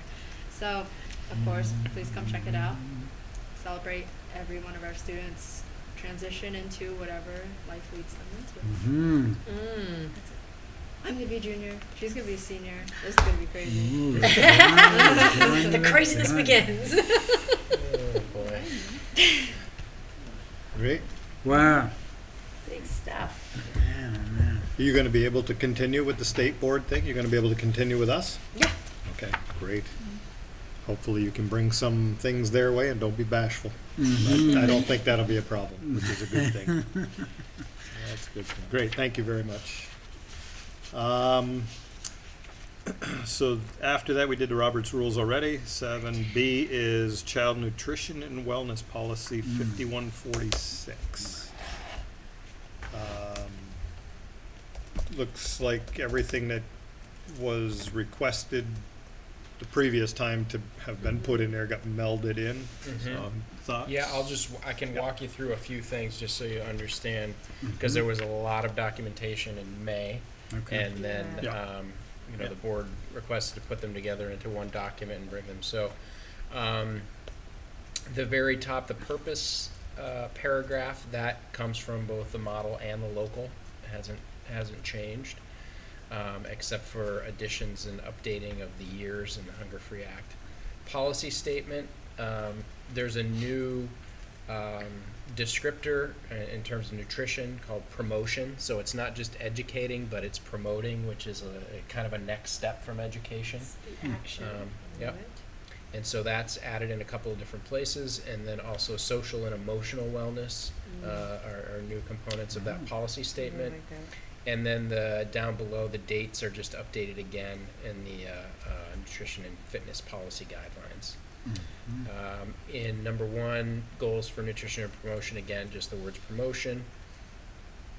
In number 2, B, there is a bit of a reword, although it's pretty much the same sentiment from the existing policy around physical activity. 30 minutes a day outside. It used to just say co-curricular activities, but now it's a broader group of activities, which, for example, SIM in the middle school fits into really well. And then C and D are Hey, Sean, yeah. on that one, in or outside of the school day? Yes. If it's outside of the school day, doesn't that mean it's not the 30 minutes in the school day outside of physical education? Or what does that mean exactly? I mean, if it's after school. Is it Some 30-minute session not in physical education. Right. but it So says it could be, those- so for it gives the examples there, it could be the walking program or aerobic after school, so after 3 o'clock. But That does- may not be considered a co-curricular activity. Could be through like the C21 or some other program that we connect. We don't necessarily have to sponsor it, but connect kids to it. Okay. But again, I guess I thought that the first half of the sentence means that during the school day, outside of PE class, you're going to get 30 minutes of physical activity. But this also means extracurricular stuff. So all kids may not be doing that. Is that right? The new regulations for PE say that all students need to have 30 minutes a day. all Outside of ages. PE. Yeah. Okay. So Outside. outside of PE, right? But inside the school day. No, there's No? some qualifiers there, especially around high school. Okay. Yeah, and it does include things like recess in the new regulations. Right, but that's not that's outside the school day, isn't that still? No, let me. I guess see what I'm if saying is if we're doing this for all kids because we think it's good for all the children, then outside the school day, it strikes me as not all the kids. Is where I'm going. Right, but it says in or outside. Right. So if it's or, then Then that means that you don't have to do it in the school day. That Right. means that they Right. they Which could be means all kids exempt might from not be getting doing that it. 30 minutes Right. in the school day. And what I'm hearing is, what I'm also thinking is, it'd be really awesome if every kid got 30 minutes a day inside the school day outside of PE. to to land it, because we all know that's the brain research. Mm-hmm. They need to move. Right. And high school kids don't tend to move except changing classes. Is what I'm noticing being in high school. Like, wait, no one ever goes outside. Well, what's going on? So anyway, I think that the place that we're going to need to work on with that, we have the middle school is really doing well with SIM every mhm. day. And elementary in terms of recess, as long as the weather is good and I think we meet the requirements of the high school, finding the kids who are not in a PE class and who are not involved in co-curriculars and figuring out how we engage them in some sort of physical activity. And finding the time, The time is the hardest part. which is right? challenging. Yeah. Yeah. Although that cool new schedule you guys are rolling Right. out. Is that included? But it doesn't mean 30 consecutive Right. minutes. Be a It's walk just home and a 30 walk back. minutes. Right. Get up Walk into for school. 15 twice a day. Yeah. 10 3 times a day. Yeah, well, right, which makes sense too. I mean, shake it up, right? Shake it, yeah, like. Get the brain, get the blood going. But I guess all I'm saying is if it's outside the school day, then I don't see how it impacts anything. Because it's outside the school day, which means not all the kids get it. Right. Yeah. I don't know how they're going to expect us to report out on that. Okay. Yeah. And is it too ambitious to cram it inside the school day because it's just not feasible because of the time constraints? Well, you can always do it. It's just, What do it's you a give? matter, yeah, Yeah. right, what gives. Yeah. So what do we want? Or running lunch. It kind It's of not good already for is. digestion. I mean, 20 minutes for lunch is basically running. 10 lunch, minutes. right? Yeah. It is. Treadmills instead of seats. What's it? Treadmills instead of seats? That'd be awesome. Yeah. I don't know. Maybe Yeah. it's too much of a detail. It just seems to me that No, if no, we're I saying, hear what you're saying. It's a good point. Yeah. For me, it makes me think about how do you balance all the, Oh, I know. juggle all the balls in the air when, you're talking about GXs and literacy and ELL services and right? But, special education services. and yet to get there is to get them moving a little bit more during the day. Right. Right. To Right. access In order to better succeed. And cognition. the foundational wellness so is that to kids move. are more ready to learn. Right. Because certainly, even just recess for elementary kids just isn't enough time. Like literally standing up and jogging in place for 5 minutes is Right.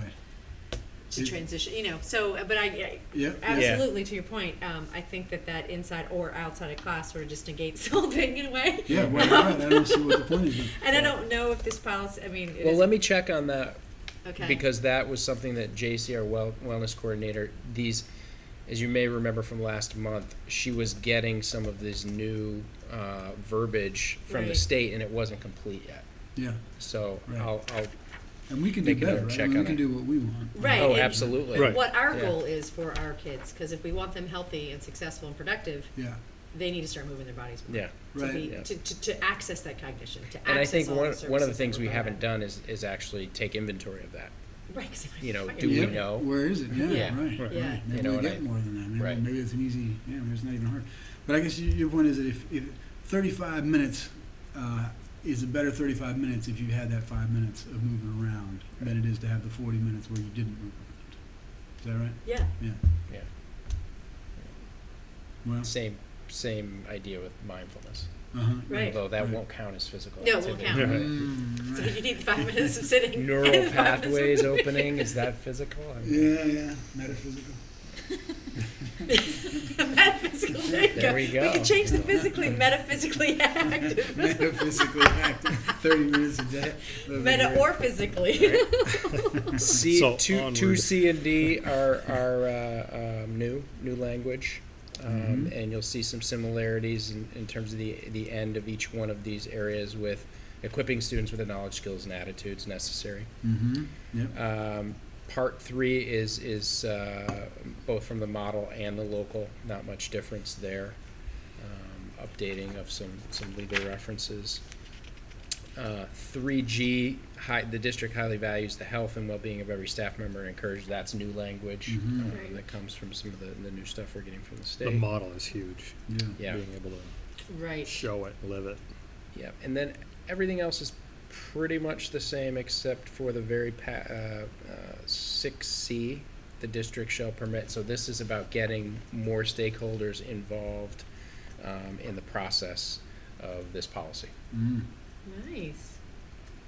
I also like that it is named that recess should not be taken away as form of discipline. Right. Mhm. Lovely. Yep. Mhm. Thank goodness. Yep, the penalty and the crime have to Ugh. fit. And food shouldn't be used as reward or punishment. Yep. Yes, I like Either that. way, Yes. Right, yeah. Although, And then there's only one new legal reference, and that's the Healthy Hunger Free Kids Act of 2010. Good. that's added there. All right.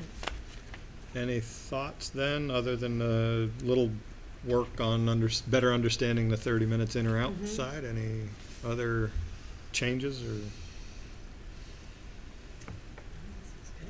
It's All really right. exciting. So we'll take this back then with action for approval in the consent agenda with a note of the changes that were made in the paperwork that comes out. Yep. Otherwise, I think they did a great job, Yes. putting it together, incorporating it all, and breathing, but that doesn't count, I guess. And a lot of credit to J.C. Putlitz, Yes. our wellness Mhm. coordinator, who Yeah. did a lot of that work. Yep, so we'll be looking, obviously, for her to keep this going and keep it moving. Yep. All right, great. Anything else on that piece? All right, legislative update, 361. So I Yeah. made copies of, if you had it linked in your in the report, Yes. but here's copies of it. It'll help us to. Okay. And this is I gave you several. I gave you the whole statute, the link to the whole statute. There was a 13-page summary. This is the quick and dirty 2-page. The things that I would highlight to pay attention to are under highlights and preferred structure. There is the 900 plus students. ADM means average daily membership, so it's not equalized pupils. Mm. Because obviously our number of students goes up when we do the equalized pupils for the weighting Because we're 1.3. for or poverty whatever. and ELL. Yep. Yeah. Mm. So we would be below that 900. Mm.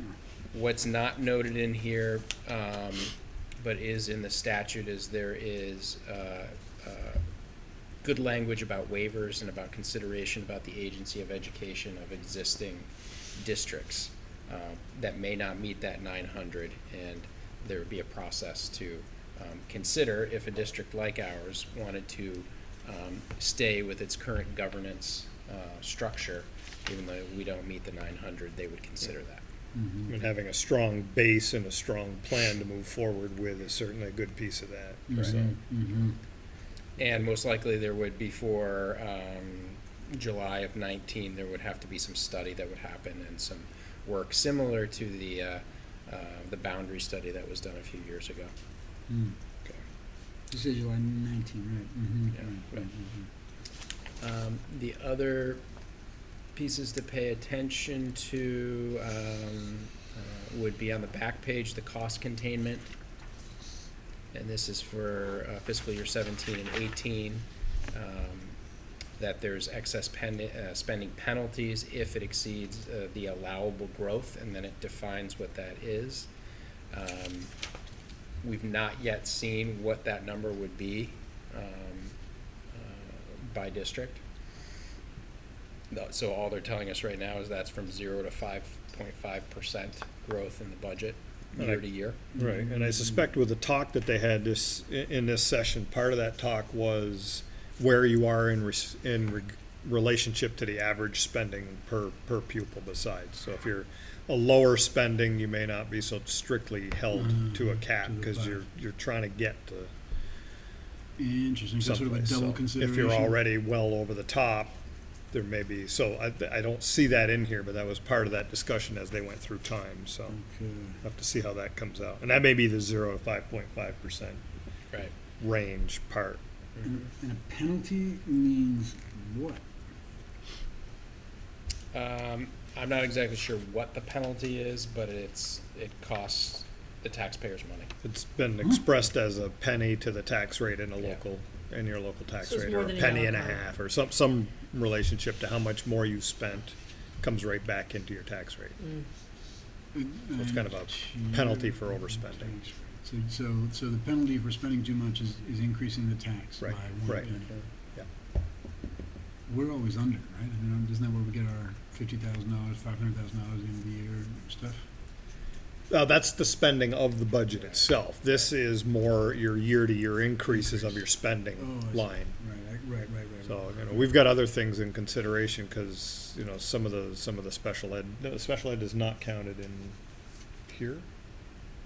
It's counted. It is, Yeah. okay, because, that can be a huge variable as you go through time, so you Yeah. just don't know what you're gonna get, Yeah. but.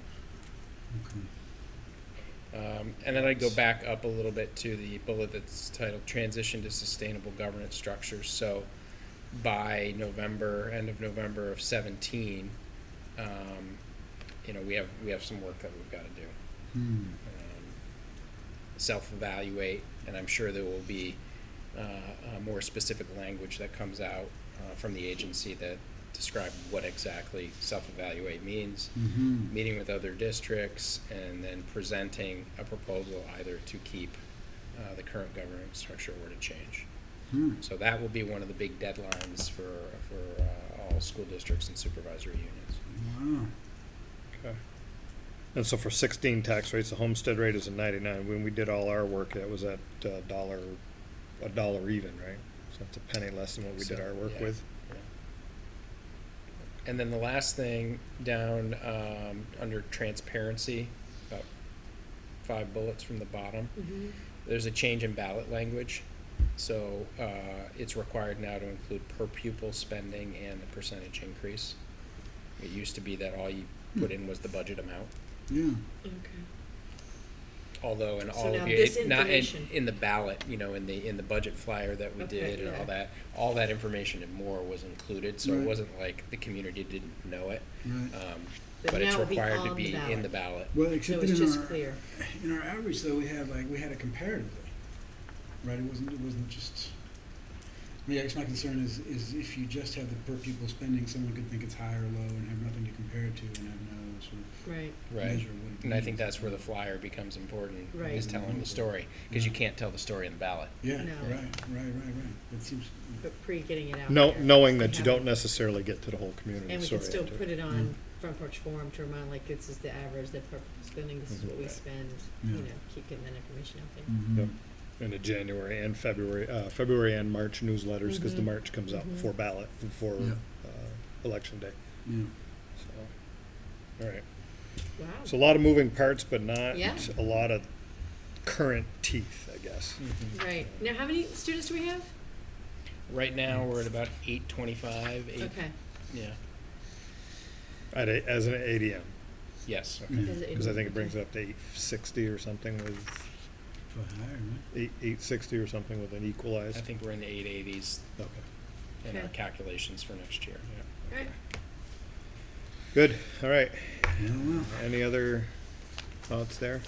No, I mean, there's gonna be the VSA and the VSBA they just, next week, they're holding their first set of gatherings for board members and superintendents to talk about this in great detail and start to plan. And those seats sold out quick as. Oh, really? you can- Yeah. So they will be holding more summer and fall. We heard they got the question out and everything was booked up, so So it's high interest. we got to be quicker next time. I think we're October, Yeah. Okay. so it'll be before budget Oh, good. session. We'll have an understanding of what this really means. So after having an education in Google Docs and just basic paying attention, this is an annual agenda plan that is, I believe you have updated the policies that we need to do. Right? Mhm. Those are updated. So this will continue us on our 3-year review cycle for all policies. All the stuff that we did this year, going across the top here, just setting high school choice limits. We do that every year in January. Childcare parking lot agreement with the Y across the way. We do that every year, same time. Contracts come out March and April. Food service. So most of that stuff has stayed the same. I didn't make any changes. Approving the audit. Quarterly financial management. And then across the adopt board policies, there's 6 of them along that line. So not a lot of change except for which policies we're going to review. If I can pull your attention to the ends monitoring, I'd like to have a quick discussion, not a quick, I'd like to have a discussion on that piece.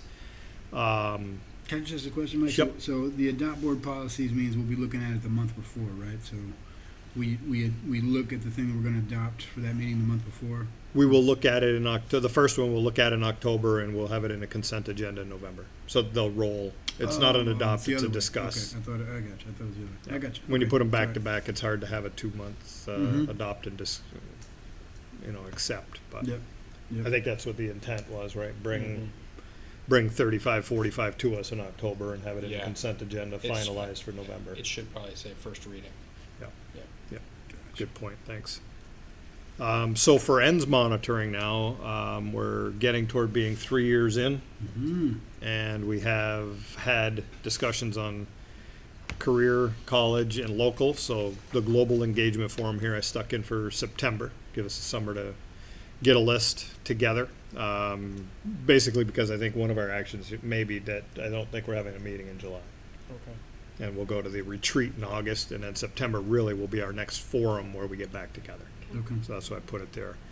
And then I put the local and global engagement interpretation in November. I packed those two together from an interpretation standpoint, because you hit the college and the career the first time, Yep. pretty much down through.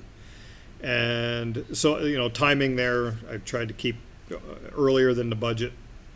November's just barely before. Now, the discussion point I really wanted to focus on, and in April here I put ends metrics first pass in April. Okay. It was my thought here that this would be our first pass of what are we going to look at. We've already gotten some clarity on what the college ready and career ready set of metrics could be. It was a pretty extensive list. So what do you think of the timing for April? First, I guess to you, Sean. I know you. The closer you get to the end of the year, the crazier things get. But the closer you get to Yeah. us, the less time you have to. Yeah. I think that I think it's fine. I think there has to be an understanding around how fresh the data might be, and when it's within the last 18 months kind of thing, opposed to necessarily getting the March data in April. Yeah, Yeah. the March reading data, or whatever we're looking at. So my view on data is you got to start somewhere. You got to have one data point to start. The second data point is your second data point. If the first one is 12 months old, the second one will be 12 months old. But you're really looking for the change from data point 1 to 2. Yeah. That's really what you're looking for, whether they're 30 minutes apart or a year apart. So And I think it'll help us to figure out then what makes sense in terms of a metric schedule, because what I'm finding right now, having a data manager, it's great. But now we have lots of data. need a snorkel to go with it. Yeah, and trying to figure out, I'm putting together a data booklet for the leadership team at our retreat in July, and reducing this to something meaningful, that we can review and get something out of to shape direction. That's a challenge in and of itself. Right. And a lot of that data comes at the end of the year. So all of our reading, our local reading and math data, we're getting those last pieces, including, we're not getting SBAC until later. We're getting Access WIDA, which is English language learning data. We get that until the end of June. So a lot of stuff comes in at the end of the school year. Yep. So, and that's why I wanted to have the discussion. I mean, I think we can I think the intention here was to get something on paper and get something started. Get an agreement that, tons of trash we take out of here is probably not the metric we want to see. Reading scores over time, maybe more, closer to it, and get to. Unless it's recycled and composted. I was just Act, thinking the Okay. same Act 148. Okay, all right. That's duly noted. I'll take that data point too. But it's not necessary. I keep going back to Ange Adato when he and Val were here saying we're in our 5th year of implementation. Yeah. I don't think to in April have a set of measurements that are the all-defining Right. with a target and a pass-fail at that point. But we got to have some. It'll start setting the rest of the direction. And if we have to move that in 2017's agenda to a more appropriate place, if you got all the data in June, maybe the more appropriate place is in September. Then we look at last year's data in September and say, okay, what does that mean for this year going forward that we're going to look at next September? Yeah, When we sit here next September, what do we expect? that makes a lot Right. of sense, man. I And like then that. come back. And then you're looking at it at the previous year's data at the beginning. And what do you want, right? Mhm. Set Mhm. any course corrections early in the year rather than, you can't set a course correction in April. You're Right. you're never going to get off the mark. So Yeah, well, especially if you're 17, you'd be sort of delayed by. yeah, you're getting out to Be way later. Yeah, Yeah. September makes a lot of sense. way out. So once we get the global forum done, the local engagement and the interpretation finished, then the ends will then have been agreed to. Yeah. What do you really mean? How do you measure them then becomes the next step. So I envision 2017 maybe breaking the metrics up into 3 passes during a year, maybe. Mm-hmm. So that's kind of the. So we'll leave that one as is for now. Yep. Okay. The yellow section is. Well, sorry, but Yep. wait a minute. So given what you said, we're about to get a boatload of data from the end of the year this year. Is that right? Yeah. So, I mean, does it make sense to? Is it crazy to think about doing the ends metrics in October instead of? Because I mean, at the end, we're sort of April 16, looking at data from 14-15 is what we're talking about, right? In Not April right. of 16, Yeah. looking at data from Right. 15, From 14-15. end of 15. Yeah. So, does it make sense to put that in October, or is that just not feasible for you, Sean? It's feasible. I just want to think. I want to get through this data booklet piece that I'm doing. As my Yeah. plan was, once I've got that, I was going to share that with Mike at an agenda planning and say, this is what we've built, That's what it and looks this like. is what we're kind of testing out with with the leadership team to start with. Yeah. Is this what you're thinking about? Uh-huh. You know, and then I think if there's some stuff in there that you know you agree we could share with the board in the fall, Early. great. Right. We can do it earlier. Right. Because my intent here was he's going to meet with the staff in July. You think about it over the summer. You start developing it, trying to figure out where you do. What do we have for data already? What do we need to change Story and does it tell? regather? What does it not tell? You That's get to the- sort that's- of, how like, do you sit boil with it for a down? while. Yeah, yeah. And then But all that conversation could be done by the end of the summer, it sounds like. mhm. So, Um, let's hear about it in the fall. Some of it, and unless you then got to change course. Yeah, and also with the, the data ends you've got. metrics. Yeah. You know, we're kind of using that term, I think, broadly right now. So Okay. what does that look like? And with the data that I'm talking about, I have is mostly literacy data, Yeah, some math right, data. right, right, We'll right. have 3 years of youth risk behavior survey data that we can Mhm. share. You know, those kinds of things. Right, which are sort of. We're part, not but gonna not necessarily all have of the GX ends. data. Yeah, right, I got you, I got you. Okay, all right, I got you, thanks. So that's why I put it kind of at the end, is to Mhm. give it, and that doesn't mean that we can't maybe get a preview of Mhm. something, and Yep. you know, this is what we like he said. Here's a skeleton of what we're talking about. Yeah, yeah. Mhm. We were able to gather this piece. We know it's good. We were able to gather this piece, piece it together, and boil it down, Okay, and then kind of move it forward. So, great. but if that's all based out of 14-15 data, then when you get to the end of 16, then you've got your second data point for September. Right. At the end. Right. Mhm. You've boiled it down. You've filed it away. You've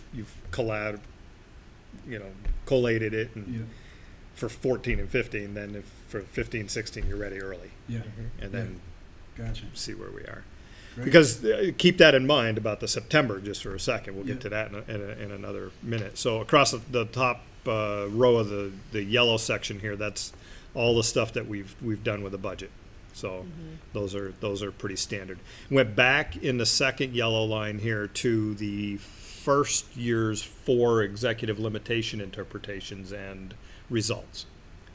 So if you look at our policy. Which one is it right here?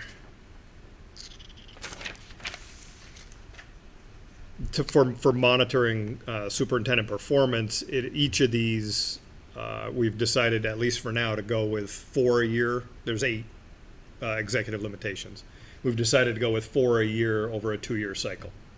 The reason for that is obviously getting Sean up to speed last year, getting some direction set this year, and focusing on the ends as we go into next year. So that was the logic behind putting in the same 4 again. And again, keep that in mind. We'll get back to that in a second too. Okay. And then, if you go into the green section in September, I've got in here superintendent evaluation and expectations. Mhm. For 16, interesting. That to me will be reviewing the executive limitations and the summaries that we've gotten, because over the last year, we've gotten all of them. So all 8, so that'll be part of that evaluation in September. Expectations, we can set a little bit this year, but I think with moving the ends metrics from April in 16 to September in 17, those discussions come about the same time. Mhm. What was September 16, But as you go to the next year, right? But as you go to the next year, you get the ends data in September, and you work with that evaluation at the same time, because setting the expectations for the coming year, September to following September, comes then with, here's how we think you're doing. Yeah. Here's what, based on the interpretations, Right. here's what the data is telling us, and here's where we expect to go for the next year. Okay. Then you get back together in September, you've got data, you've got the evaluations on the executive limitations, and you've got more. So that's kind of the Yeah. thought. September kind of rolls everything up Right. on the front, so. No, well done. I got you. Mm-hmm. And again, fluid, so if it doesn't work, we'll fix it. Mm-hmm. Mm-hmm. Not too averse to that. Great philosophy. Yeah. And then on the far end of the green, you've got the review, global governance, Global governance, yeah. 3.2 and 3.3. So that is, I just did the unity of control, 3.1, and that's a board interpretation of our policy and how we are doing against it. So there's 2. I'm going to bring in the same format 3.2 and 3.3. Yep, Those are. Yeah, which one? right here. 3.2 is accountability to the superintendent, and 3.3 is delegation to the superintendent. Right. So they're slight modifications of the same piece, Mhm. but making sure that we're focused on those 2 pieces. And that's the. And you, okay. That's the board interpretation of how what our interpretation of the policy is, and how are we doing against it. The same thing that Sean's doing for executive limitations. Right, Okay. and that is fabulous. It's already linked on the website, our monitoring report for 3.1. Well Yes. done. Yes, that's tying everything together if you can. And nice. So there's 2 of those out of section 3, which is global governance and management connection. Yep. In the blue, the top line, determining our budget, mid-year progress against our goals, reorganizing in March and appointing an auditor. Second line, approving in our August here is assumed to be our retreat. Right. That's pretty much August in here, and Got it so already really the down. only thing there is Calendar. approve annual agenda and goals. We'll have a discussion about how well we did on our goals this year and where we want to take them next year. Great. We'll go without any judgment. And then the next 2 in bold there Yeah, go great into, philosophy. moving right along. You are. In that GP? section though, under the Global governance governance process, processes, same thing, we got 2. We're gonna do 4.1 and 4.3. Great. Governance style, and 4.3 is handling of operational complaints. Okay. Again, and a review and an accept cycle. So those are, again, us interpreting the policy. Yep. How are we doing against it? And then us agreeing, being able to sit here and shake our head up and down saying that Saying we whether are we're in in fact compliance. following it or we're not. Right. We cannot Right. be in compliance, that's Right. fair. But we gotta have action plans at that point to get out of it, so. So there's 4 of those that we're gonna do next year. I've done my time. I did 3.1. You did. There are Who 4 did others all of, these, there are like, 4 others of policy- you. What are there? So we're gonna divvy them up 1 each. What? And everybody's gonna get the benefit of doing an interpretation Wait, and there's 2. a write-up. There's 4 or there's 2? There's 2 on the global governance, 3.2 and 3.3, And and there's then- 2 under the Governing process. governance process very of clever, Mike. 4.1 and And he's 4.3. got his pen out to write down. So you're gonna have a name in the annual agenda. So I'm gonna offer up first to Julian, something preferably prior to March of next year, because I think if I'm not mistaken, you're on the ballot next year. I am. We're gonna hope you're gonna come back with us, but Exactly. So that means no 3-3 for me. I'm thinking 3-3 I might nix if I had a choice. Okay. for ya, but- Remind me 4-1 is. So 4-1 is. Is governing style.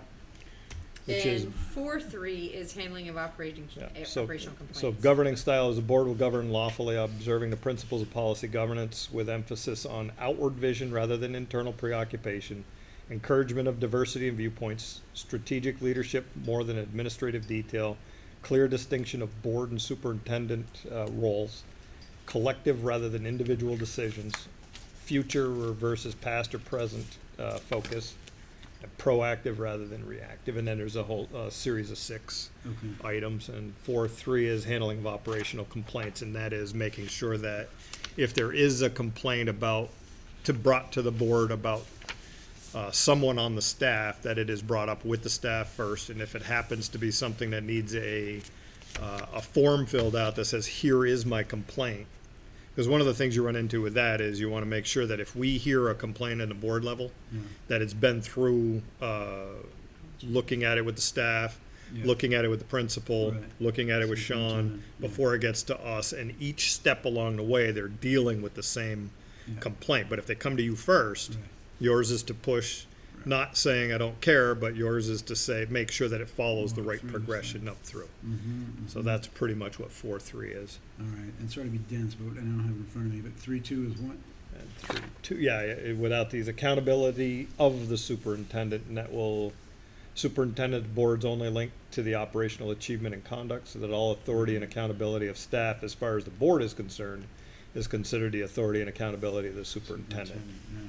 Then the board will never give instruction to persons who report directly or indirectly to the superintendent, will not evaluate formally or informally any staff Yeah. other than the superintendent, back to our September chore.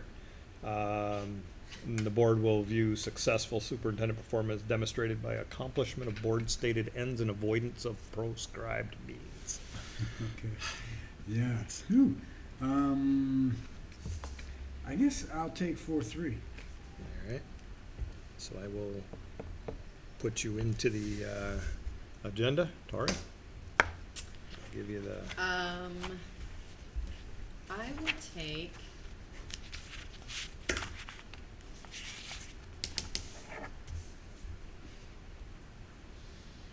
Three, two. All right. And so by the previous rules, Jen gets 4-1 and Mohammed. Yeah, did you have a name for that? Yes, externalization of costs. Ah, Exactly. externalization of costs. right, I when like I that. I wasn't, have to that's write that what that down. was, yes. Externalization of costs. Whoever is not here has to pay the bill. Yep. Whatever those are here So, assigned. I will toss those into the agenda then. Everything else down through pretty much stayed the same. Well, I thought very powerful this year was meeting with the legislators. I think we learned, I learned a bunch about the things after we met with them that probably should have asked or dug a little deeper into, questions that we could have asked. So I But that would love to connection is continue fantastic that. to sit at the table together. Yep. That was fabulous. Yeah. Recognizing outgoing board members, and then, everything else was, and then down at the bottom. First readings are down there. Yeah. Okay, so were So they those, are lined up with the adoption at the top there. just different policies? No, I think if you look at like September, 3545 is first reading in Oh. September, and then up October it's for adoption. So she's Okay, got it. so do you see that, Julian? Yeah. The second blue line up under September, first reading 3545 and 6144A. Yeah. And then in October, you go up to the last gray line, adopt 3545 and 6144A. Under October. And, in Oh, September, way up in the where is light it? blue. Yeah, way up in a light blue at the top, under October. The Yeah. last line is adopt 3545. Yeah.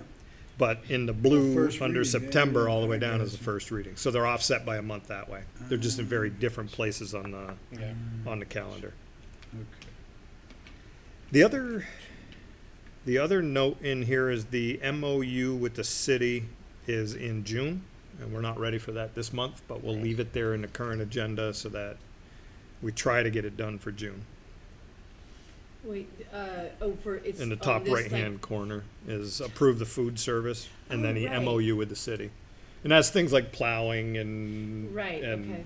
you know, the SRO, and I think Yeah. we want to expand it Right. to Right. just be a little clearer this year. Okay. Looking back on this year, if you find that we've missed something or need to add something or change as we go through, you know, again, this is fluid, but I want it to be such that we have working items most of the time, and I tried to spread them out, so. If I miss something or, I'll just say, so we had a conversation this year where we looked at the policy on, was it special services? Educational support system. Educational support system, which is 6160, right? Yeah. Yeah. I think, I don't know what the number is. yeah. Yeah, 6160. Okay, And we had talked about looking at that one, because, you know, I got kind of excited about it. I think Troy got No, kinda yeah, excited that was about it. definitely a passionate item for you, for sure. That was a good one. And we had talked about putting that one into the report cycle for this coming year. Right, because we had said, how could, you know, this one seems important, can we talk more about it? And Sean said I could write a report on it next year. Okay. Is that reviewing the policy itself or reviewing our interaction with, how are we interacting with it? And what is our process around it, procedures around it? What I believe I remember is that we said, okay, here's the policy, and then my question was, how can we get more understanding of what's going on it? And my memory, might be wrong here, is that I mean, that you were going to write a. Do we look at this is part of the governance question here? Do we you make reports on how policies are going, right? Is that right? I can. Okay. Right now, I only make reports on executive On the executive limitation limitations, right. So maybe if we can do it this way, is that a focus on learning section maybe to look at what do we have in place for the educational support system? Maybe that's it. Education, by the educational support, or what would an educational support team tell us? Would that get to the heart of what you're looking? We don't really want to review the policy again. I don't think we're asking we're good that. on the policy. We How like the are policy. we, Yeah, how we know do how it's we going. use Right. it? Yeah, How does it, in practice, how does it work for us? yeah. I mean, whatever means we have to do that. Would that- I'd love to hear that one on the calendar at some Would point. that fit in a focus on learning I discussion? think so, yeah.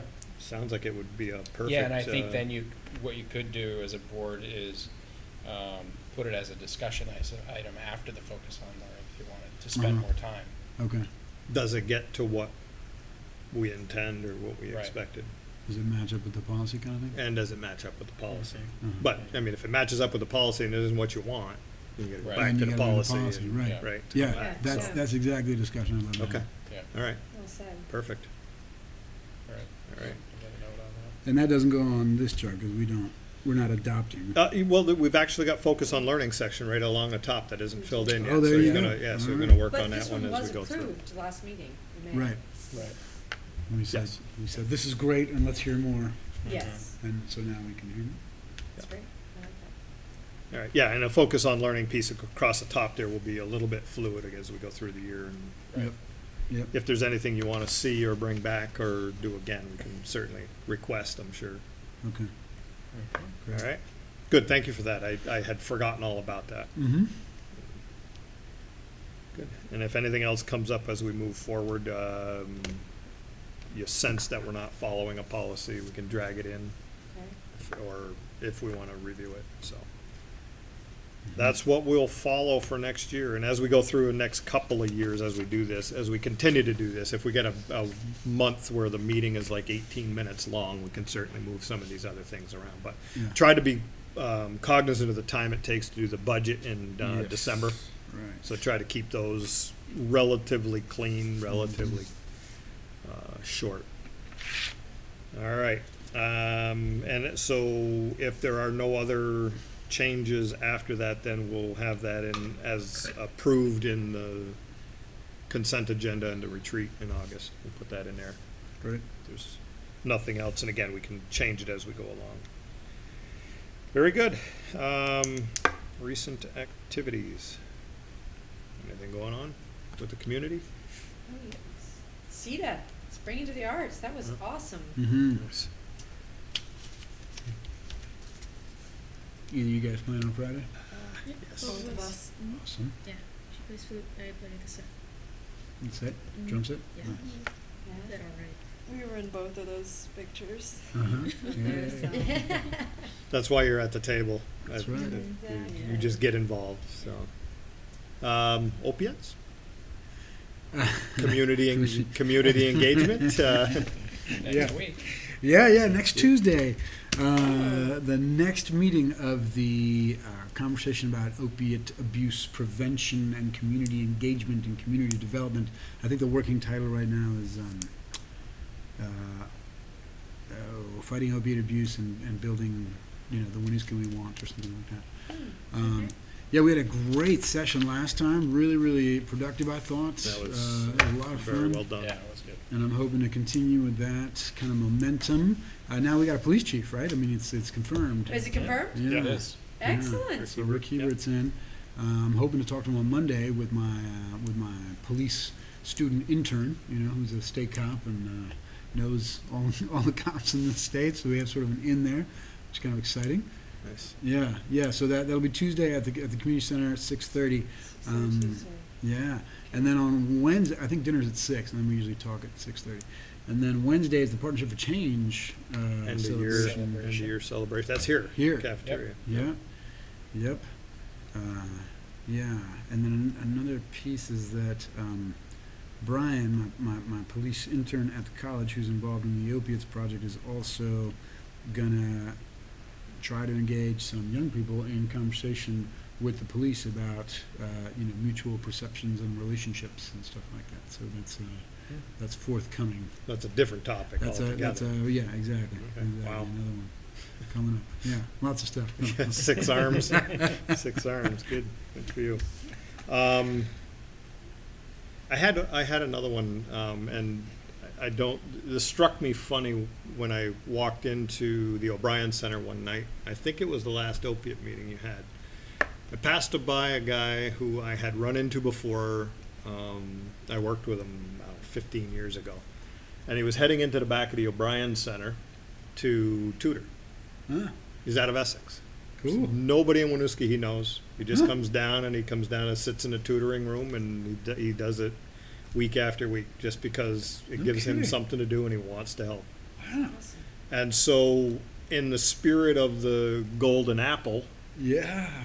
I thought that might be a good way to kick off getting us thinking about how do we recognize the people in the community, not even our community, that help. Yeah. And I wondered what you thought. Oh, I love it, man. All I right. think it's So what I would propose then is that when we get back together again, which at this point unfortunately will be September. Mhm. Well, unfortunately, I guess that gives you the summer. Gives you the summer. So there's the other end of it. There's August. But if at that point we can do a presentation to this gentleman, Oh, that'd be assuming great. he's around, we can have him in and say thank you. That would be That would be- fantastic. Okay. And Are we- that'll do we- hopefully Yeah. kick us off to be thinking about it as we go through time. Who helps? Well, and it would be fun to put a golden apple note into the newsletter every week to sort of, generate some buzz about it, how cool Mhm. that is. Yep. So we can have that into the October Yeah, newsletter. yeah.